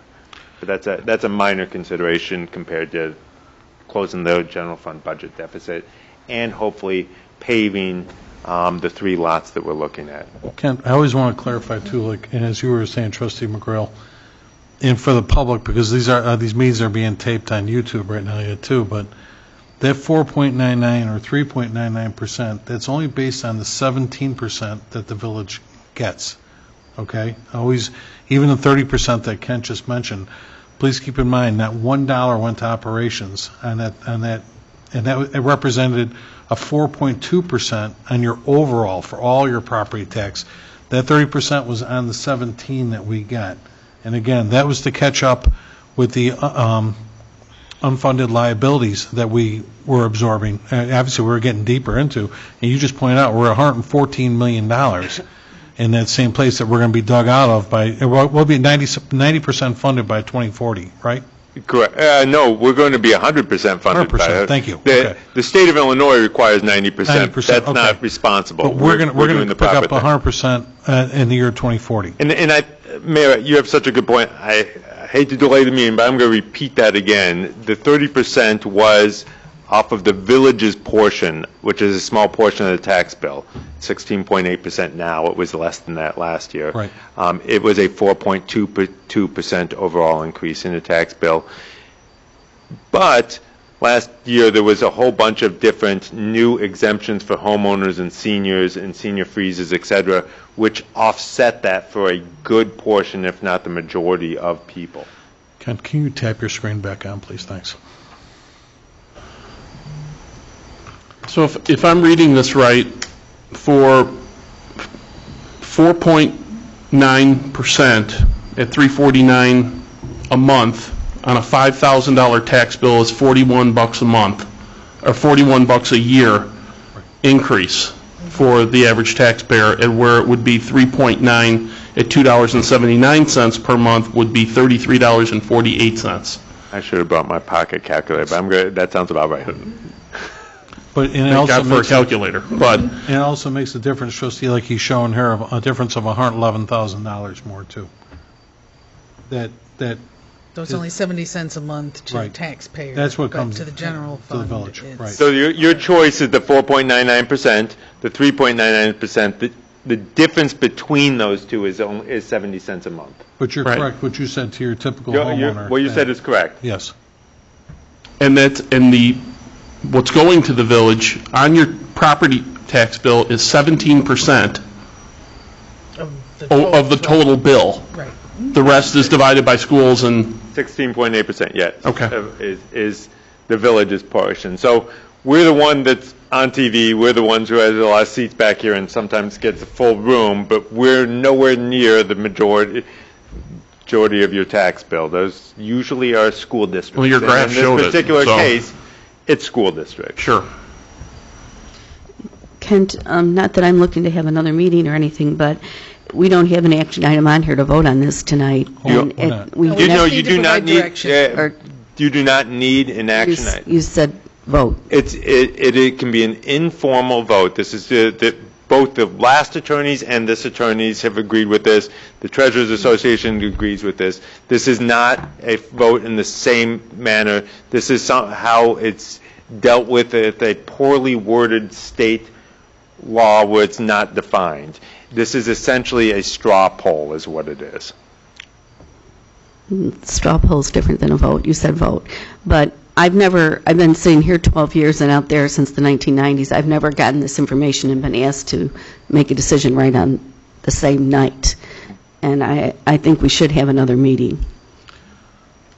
You can have another meeting on it, definitely. I will say that the last 2 years, the decisions that you as a board had to make were very tough, very difficult, complicated decisions. This one's a lot simpler decision. But if you want to have a meeting on Thursday or Friday or Saturday of this week, we can do it. Well, I don't want to take this from the finance chair. This actually be your call, whether or not you want to call for a straw poll on this yet, too. It's just to give Kent direction, or, Trustee, would you rather come back for another meeting? I don't know what another meeting would necessarily do, other than come in for 5 minutes and say, what did we decide? There was stuff that I'd like to review from last year because from what I recall, when this decision was made last year, because it was a higher rate, that we weren't going to make an increase, as much of an increase this year. But I'd like to review that information from last year compared to this year. Yeah, because last year was 30%, this is 4.9 or 3.9. It's under 5. Where the board wants to go with. Well, and like I said, like Ken said, we're not actually voting on the tax increase tonight. We just need to provide him Direction to put it in the direction so that newspaper. he can publish the information in the newspaper.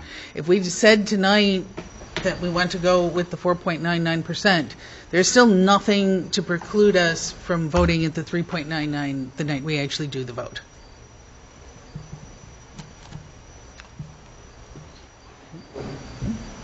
So I think what we need to do here then would be to either, well, obviously, first off, we can defer to the Finance Committee first, because this is a finance matter, which would be Trustee McGlohorn as the chair, Trustee Dalzell, Trustee Murphy, and Trustee Zelinski's absent this evening.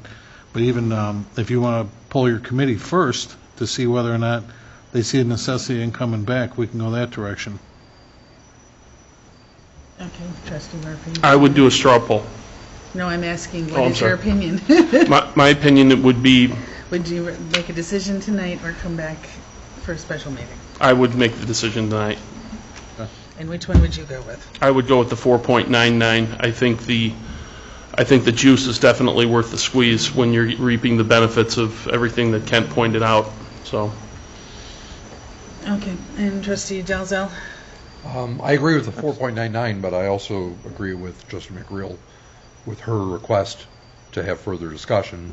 I'm not opposed to coming in Thursday night or Friday to have that discussion to accommodate some of the notes or whatever else. I mean, it's an important decision, and so I agree with the 4.99, but I'd also like to honor Trustee McGreal's request. Okay.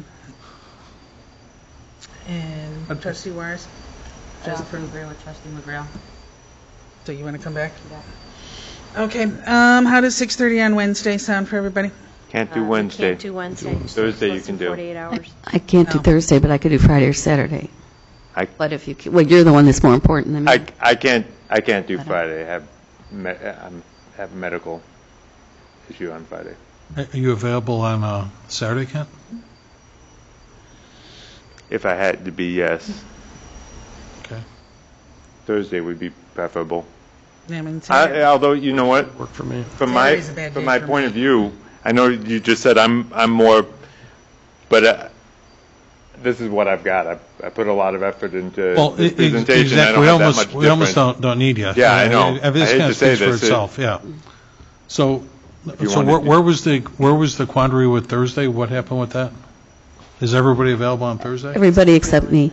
You're not? We I don't know teach what- on Thursday. Okay. And we don't know what Trustee Zelinski And I was hoping Trustee Zelinski could be available. So- He's on the committee. Otherwise, Kent, you're not available for Friday. How's everybody else on Friday at 6:30? Friday's fine. You want to do that? Sure. Why Sure. don't you post that then, trustee? And we'll discuss this Friday night, 6:30. Thank you And you're very much. okay then, Kent. if we do the vote on Friday? Yeah, as long as I've got something to give to the clerk's office. It's a poll on Friday. It's Right, just- it's not a vote. It's not even you just have to say, it's straw poll. What did Well, we but if- decide? If we word it in the agenda for a vote, then But it won't be Okay. a vote. I mean, You can because- say, if you would, determine the tax levy. Right. Just call it But- determine the tax levy and you're covered either way. Because determine is the specific Is- word in the state statute. But specifically, the tax levy is not voted on until December 17th. Correct. But they use the word determine before that. Trustee McGrill, is there any historical data that you would like Kent to pull together for you by then? So I'm sure you probably have these slides from the past couple of years. I do. mean, I can send out the slides from, they're very similar. I added some new pretty graphs, but Yeah, if you could send both sets of slides, that would be very helpful. in a way, really, though, the budget from the last year is almost more important than where we were for the tax levy presentations. The budget from this current one is, as well as, the past budget, is more determinant of what the tax levy is, because it says where you were short, what you didn't do in capital, what the budget deficit was. What we did last year isn't as important in a way. Would any previous history before last year help any of the trustees? So you can see, 4 years ago it was X, 3 years ago it was X, 2 years ago it was. I've got all that information ready. I that understand you do, Trustee Dalzell. I'm sorry, I didn't know if Trustee Murphy had. Previous years really isn't going to provide much. If I provide this one and I provide last year's truth in taxation, that one actually mentions the decision from the prior year, so you're going to probably be good with both of those. I'm just trying to get a little bit more history. Sorry. Okay, well, anyway, we're all set then. Friday we'll post for Friday that at then, so 6:30. thank you very much. We'll get back to move the meeting along here.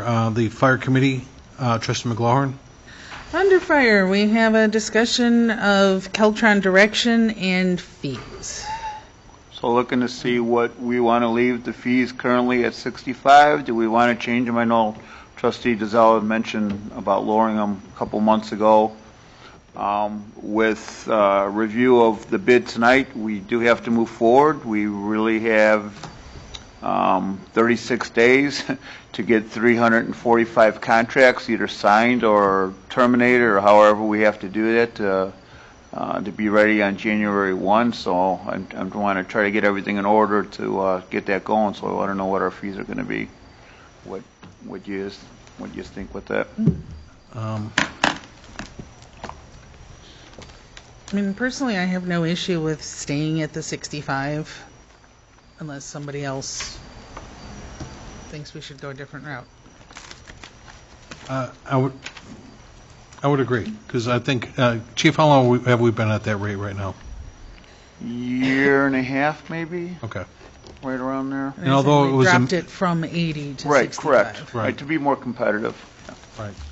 And again, 345 subscribers, and say even if you drop $10 a month and times 12 months, that gets expensive. And as I said, when you start off at a certain income level, there's not a lot of surplus left at the end of the year. And I hate to think that we're giving away half of that just to be, we're competing against ourselves unless we saw something else out there. Chief, have you seen anything else that was less? I've seen that Anything to warrant somewhere that? around 40, 45, but there's more that goes with it.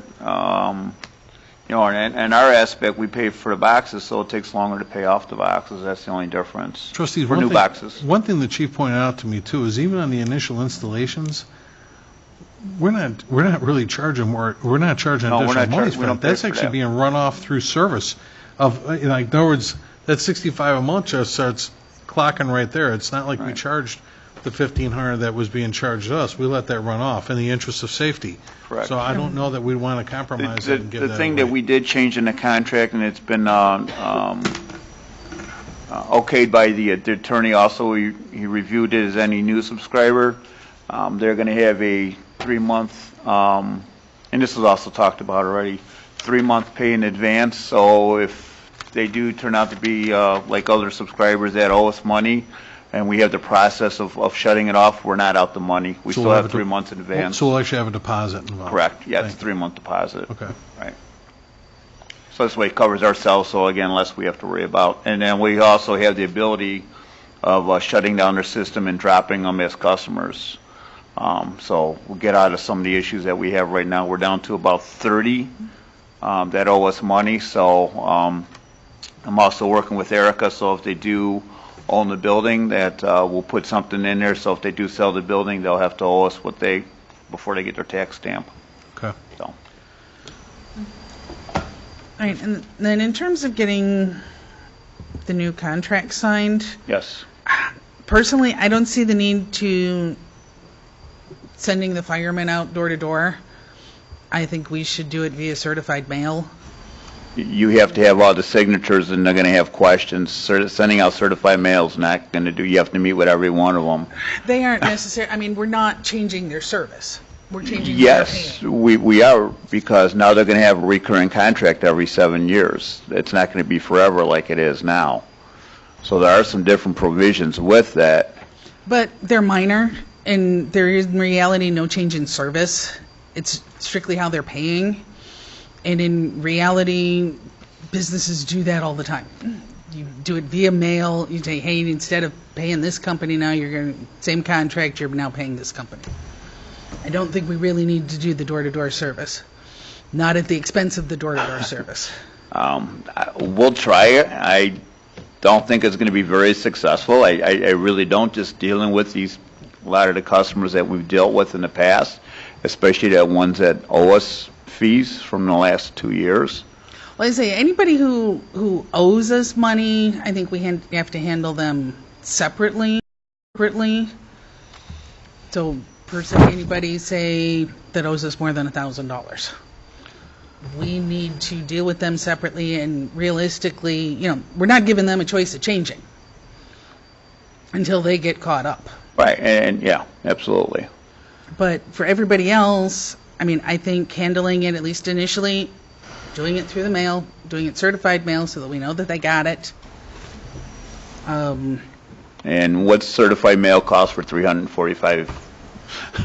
I don't know. I don't know what certified mail costs. Any idea? Clerk, Couple But bucks. let's put it this way. I know we all know, obviously, it's a lot less expensive than paying one of the firemen $37 an hour to go out and for the same process then, too. So, But it doesn't have to be certified mail.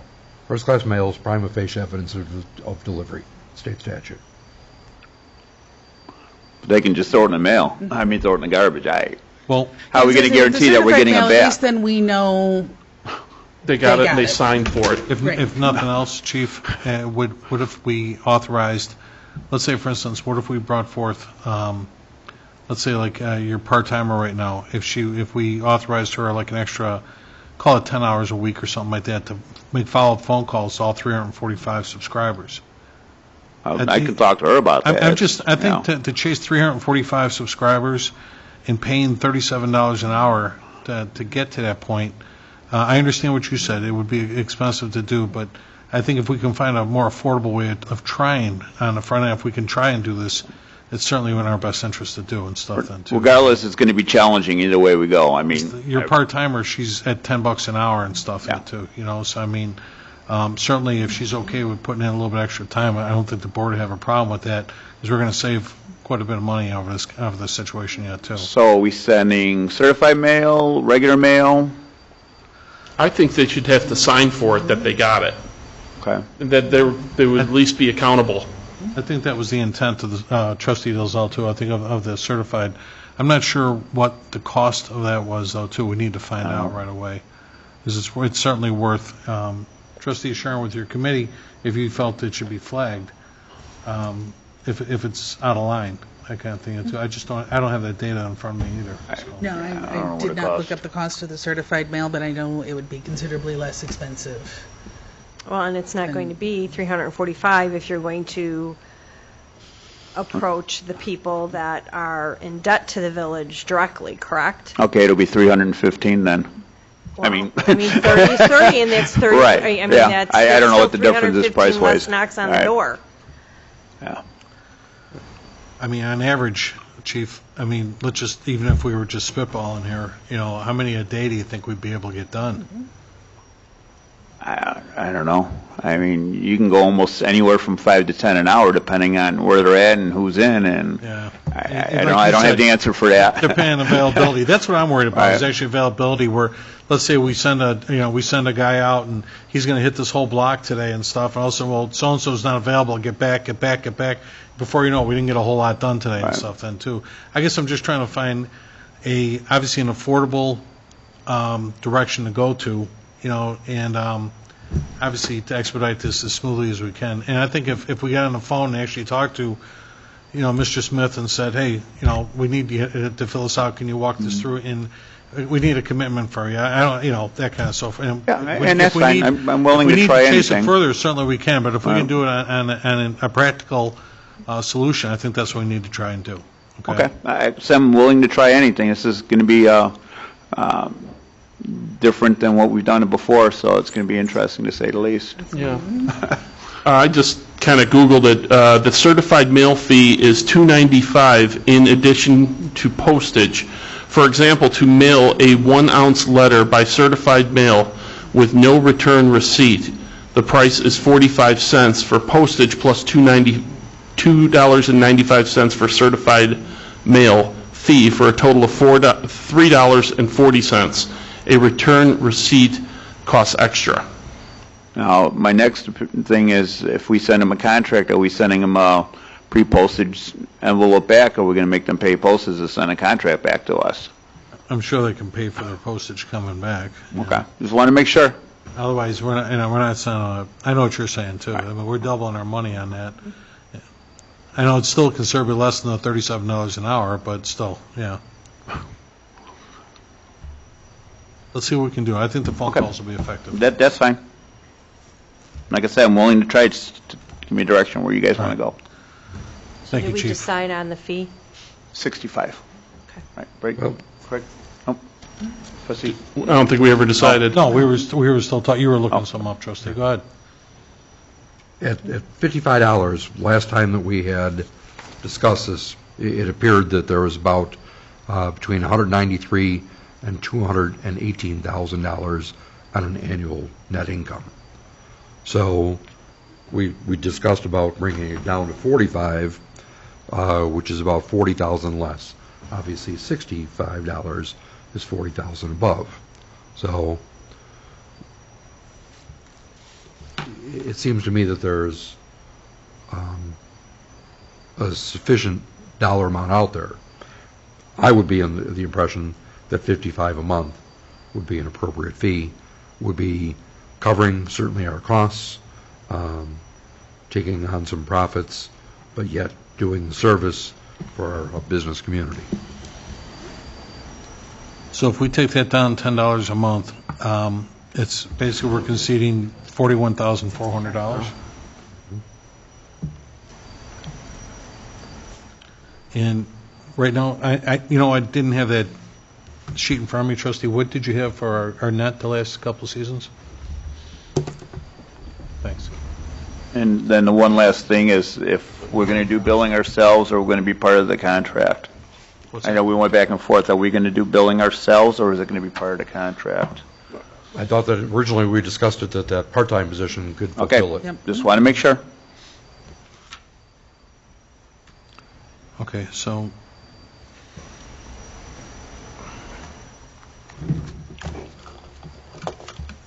And then Clerk Petzel, can you send me a copy of what we these are received rounded off today over here.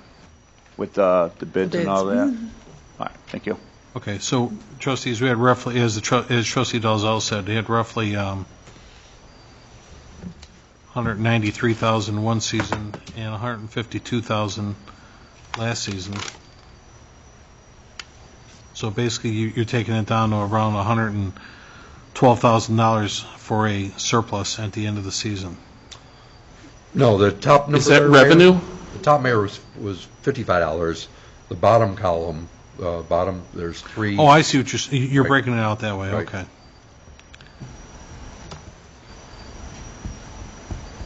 So you're talking about 200,000 at 55. You're talking about 150,000 at 45. Is that before expenses? Yes. That's for the revenue side. Yeah, Okay. it's just revenue. And then obviously at 65 would be another 41,000 above. All right, based on the past contract, it's going to be $2 less a month for the service than what we did with service and billing together, so. So trustees, I understand what you're saying then, trustee Dalzell. So if you stayed at the 65, trustee Dalzell's projection would be if you stayed at the $65 mark we're at now, hopefully, depending on service calls and everything yet too, we'd shake out at about 193,000. That's at 55. That's what I'm saying. Oh, that's at 55. Right, Okay. and that's the revenue side. Another 50 above that. So you're about 250 at 65, you're about 200 at 55, and 150 at 45. And that was the reason why I was thinking that the 55 might be the more appropriate annual fee. And as the chief said, based upon the numbers that were just presented this evening, there's some efficiencies involved in that new contract as well. And Chief, you didn't have, like, I don't want to waste your time, but you had said you didn't have any comparable numbers. I hate to think we're competing against ourselves here. Anywhere between 40 and 60 is what I've heard average with radio boxes. Okay. So 55 puts us right in a good ballpark. I think you're going to have less people wanting to jump ship also. Tell them it's $10 less than a 65. It might be better to keep some more subscribers that we might not have been, possibly keeping anyway. All right, can everybody then agree on going to a rate of $55? Any issues with that? You can certainly put that on the agenda for next Yep. week for approval. Yeah, I mean, have the whatever options out there, but food for thought. No, thanks, Rick. And certainly that's what the whole conversation's been, is being comparable. Yeah, absolutely, So, absolutely. all right. All I have under fire, Mayor. Thank you, Chief. Thank you, trustees, Mayor. All right, we'll move along here then to the Police Committee. Trustee McGrail? I don't have a report, but I have an inquiry. Mayor, is everything okay with the police chief? Yeah. And the police department? Because we haven't had any police representation here at the meetings. The chief, 9 out of 10 last meetings, and 10 out of 10 no police, even deputy chief or anybody here. So, We actually told them some months ago that we'd certainly have them here if there was a need, but I, as part of the committee, and the rest of the committee can speak up, but I think they should be here, especially for committee meetings. I think they should be here at every meeting, like Dan and Mike are always here. Kent is mostly always here, too, because that's when we can ask them questions. I mean, I have questions on bills. I have questions. This is our time to get to communicate with them. We did say they didn't have to come, but I thought we changed it back. I thought we said again after, because they weren't coming, that they should come. That was my understanding. it Yeah, was, say at least for committee meetings. okay, I mean, I can certainly ask the chief, the representative to be here, but the last conversation that we had was just to say that if they had something on the agenda to speak to, Yeah. certainly we would expect them to be here to speak to it.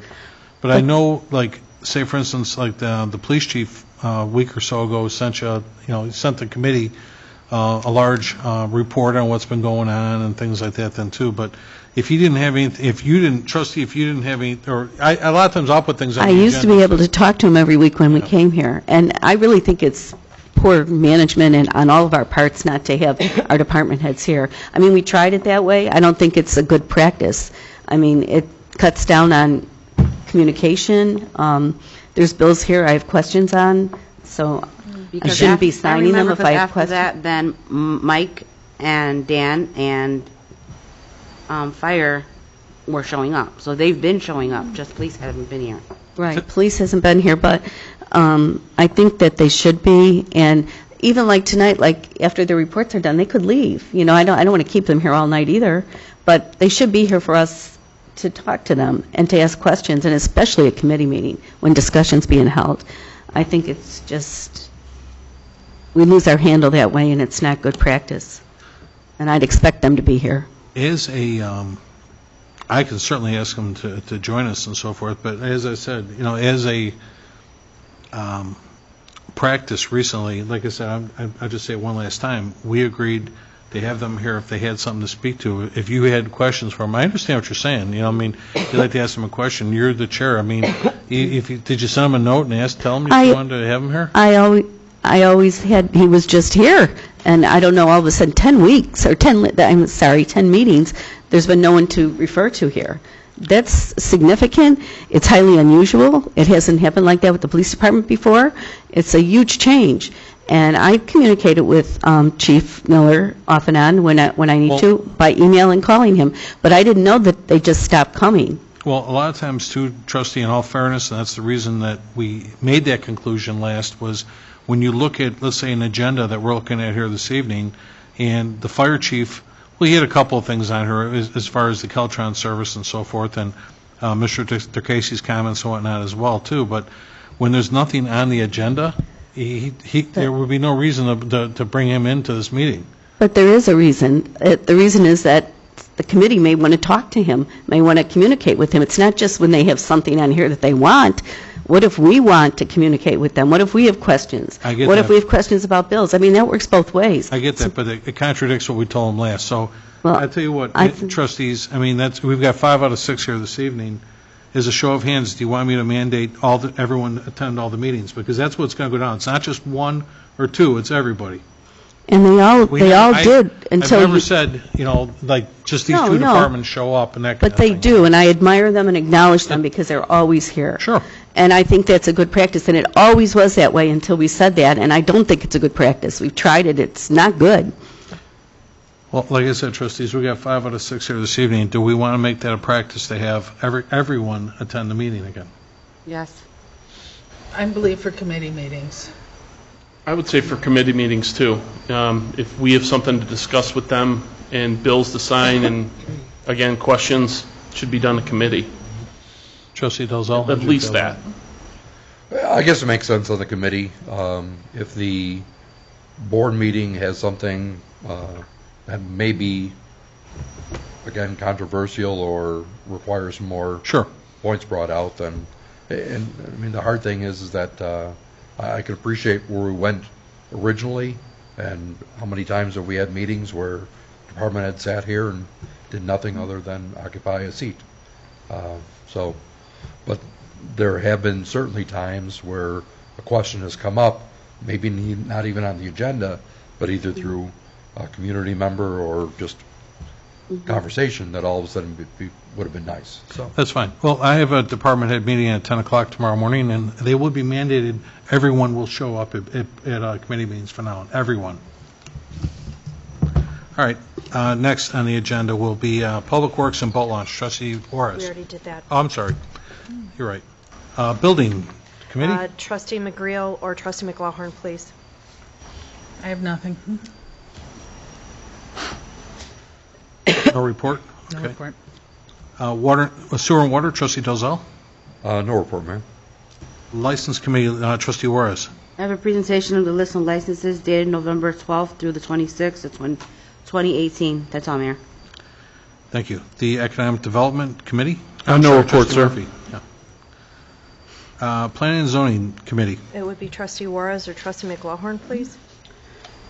We have a discussion of the planning and zoning hearing to take place on November 28th at 7:30 p.m. in regards to the variance special use permit for an oversized garage 20 by 44 by 13 at 11911 South Avers, case number 2018-11-V-V-200. That's all. All right, thank you. The Special Committee reports, Village Properties, Trustee McLaughlin. I have a letter of appreciation written by Roger Early, thanking the staff for assisting with the Christmas decorations that I'll read for next Monday. Okay. Insurance Committee, Trustee McGrill. No report. Ordinance and Legislation, Trustee Murphy. No report tonight, sir. IT, Trustee Dalzell. No report, Mayor. Human Resources, Trustee McGrill. No report. Health and Pollution, Trustee Murphy. For your information, while the village health inspector has an excused absence from the village, her supervisor, Ken Panarella, has assumed the responsibility of making health inspections for the past month, so the inspections are not disrupted. Thank you, Ken, for assisting the village in this capacity.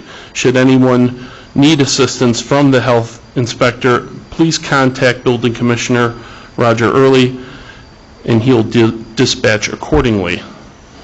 Also, for your information, it's been all over the news that the United States Center of Disease Control has recalled all romaine lettuce. Please dispose of any romaine lettuce until further notice due to an E. coli breakout, as 2 cases have been reported in Illinois. And that's all I have, sir. They have Just not a figured question? out the source of that yet. Can I ask a question? Trustee Murphy, how long is the excused absence for? Do you know? It's ongoing. I know we had to destroy 3 cases of romaine. It also... She needs the health inspector. Oh, I'm sorry. That's okay. I'm sorry. The Health Department. The excused absence. We haven't, I haven't heard anything of when she's coming back. Okay. No, she's... Is it costing us anything differently or No. anything? Currently using PTO, I believe. Yeah, and- Yeah, no, I mean with Mr. Panarella. He's just doing that with this. Okay. Thank you. But back to the romaine. You know what? If you have any salad mixes, too, those were also recalled, mescaline and that kind of thing, too. So they do have traces of romaine lettuce in that as well. Well, thank you. You're welcome. Diet. Yeah, just E. coli is not a good Means thing. a lot, you know. No, we appreciate the information, though, trustee. Thank you very much. You're welcome. Traffic safety, trustee Dalzell. Go for it, Mayor. Trustees, any communications, petitions, or presentations? I have nothing. I had a couple quickies for everybody. Just a reminder to for everyone, Holiday in Pulaski is taking place December 7th. That runs from, Becky, what, 5:30 till 9? Okay, thank you. And looking forward, the committee has done a great job. Both Erica O'Donnell, Becky Smith, and the whole committee, Clerk Petzel, and everyone on the committee. You guys are doing a nice job. I signed a lot of invoices today for it, so we're going to have everybody taken care of as they should on the night of the They're event. coated and hop, everything. and every Yeah. time I see that, I've got to go, what does hop mean? Yeah. Oh, Holiday on Holiday in Pulaski. Pulaski, yeah. So, no, nice job, folks, and we're looking forward to that event. Also, the tree lighting will take place in the Village Hall here next Monday night, and from 6 till 7, we'll have the Girl Scouts here, and we're going to have cookies and hot chocolate provided by a couple of local vendors. But Eggman's is providing the hot chocolate, is that him? Okay, and then cookies are Doubletree Hotel? Great. Very nice. And then, yeah, they got excellent cookies over there. Don't they? At Doubletree. So, and then next week also, I want to recognize the Alsip Falcon Widget Division for winning their Super Bowl in their division locally here. So we're going to have them come in. It's And the first Super Bowl ever in history of the Falcons. For the Falcon No one's program. ever Yeah. won Super Bowl. Okay. Yeah, I had a nice conversation with Mr. Muha. They did a nice job. So we're putting something together for them. And then, again, I'll just piggyback on what Roger early said. Again, like I said, I really appreciate all the help we had with decorating the Village Hall. And again, our maintenance ladies here, both Kaylee and Laura, and then actually Tiffany helped. Tiffany actually wrapped all the boxes around her. So, no, nice job, and I appreciate their help decorating the boardroom. And then, what was the last thing I heard? Trustees, you're welcome to attend the, trustees, you are welcome to attend the Village Holiday Party on the 21st. So it's a Friday afternoon. If you're available, stop in. We'll have some food and all that kind of thing here then, too, on the 21st. And then, and that's all I had. Unfinished business, trustee, I'm sorry, go ahead, Ken. I got a really quick one to make it easier on Trustee McLaughlin and Clerk Petzel. For Fridays, obviously, no other department heads are coming to this committee meeting, I'm assuming.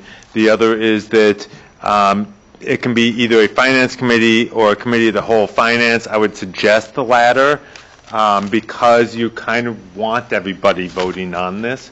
I just wanted to clarify. Okay. For the special. For the right. special meeting. Meeting, I mean. It could have At been either. 6:30 on Friday. But committee of the whole finance. Committee of the whole. All right, and then we're just revisiting unfinished business. Trustee McLaughlin, we were going to discuss whether or not we want to revise the monitoring ordinance that we had. That's right. So yeah, back to that topic. Do we want to consider adjusting the ordinance to include remote station monitoring, which is what we provide, and/or leaving it like it is currently stated for central station monitoring? I agree with Trustee Dalzell's comments earlier, is that we shouldn't hold others to a higher standard than what we're willing to provide ourselves. So I'd be agreeable to amending the ordinance to be remote station monitoring. Does anybody else have any comments, concerns, questions? Because otherwise, we'll have to put that on the agenda next week for a Yes. vote to amend. You okay with that? Any other opposition to that? All right, then trustee, why don't you do that, and we'll put that to a vote next week. Okay. Okay? Do we want the attorney to draft a revision of the ordinance? Yeah, but you know what? I understand the remote monitoring. I don't know that, Mr. DeCasey, and thanks for still being here too, Steve, but if we went to remote station monitoring, and I'm sorry the chief's not here to answer this question right now, we're doing that currently with our Keltron program. Let's say if you participate in something like that, you can't participate in that though, can you? Or can you? What was the question? Remote monitoring, yeah. So we use the identical same radio that you guys use. The AES radio is like a GMC and a Chevrolet. They come out of the same plant. They're made by the same company to the same specifications. There aren't even any trim level differences like a GMC and a Chevrolet. It's the exact same radio, different frequencies. I think the problem we're going to run into, though, Mr. DeCasey, with that is we've already outlined and spec'd, and that's what was received this evening, Yes. that it had to be Keltron. the Keltron Right. product. So Right. we're not going to compromise on No, that. no. We're talking about monitoring, though. As far as, what are you asking me? In other words, you said there was only like two different differences in that NAFA standard. NFPA Thank standard, you. Yeah, yes. NFPA standard. So the two categories that I broke it down to were remote station and central station. So are you asking me, what is the central station, what is the difference between? Well, no, central- I understand what central station is, but I thought you were saying there was just a difference between the two, but that's what you said. It's the remote versus the central. Correct, Okay. that's it. All right. So the That's all. question- That's all. That's I it. thought there was one in between. That's all I was No. asking. Now, proprietary was the low. Proprietary would be like like Radio Shack used to monitor all their own stores. Yeah. That would be proprietary. Okay. We monitor our own stores, nobody else's. Okay.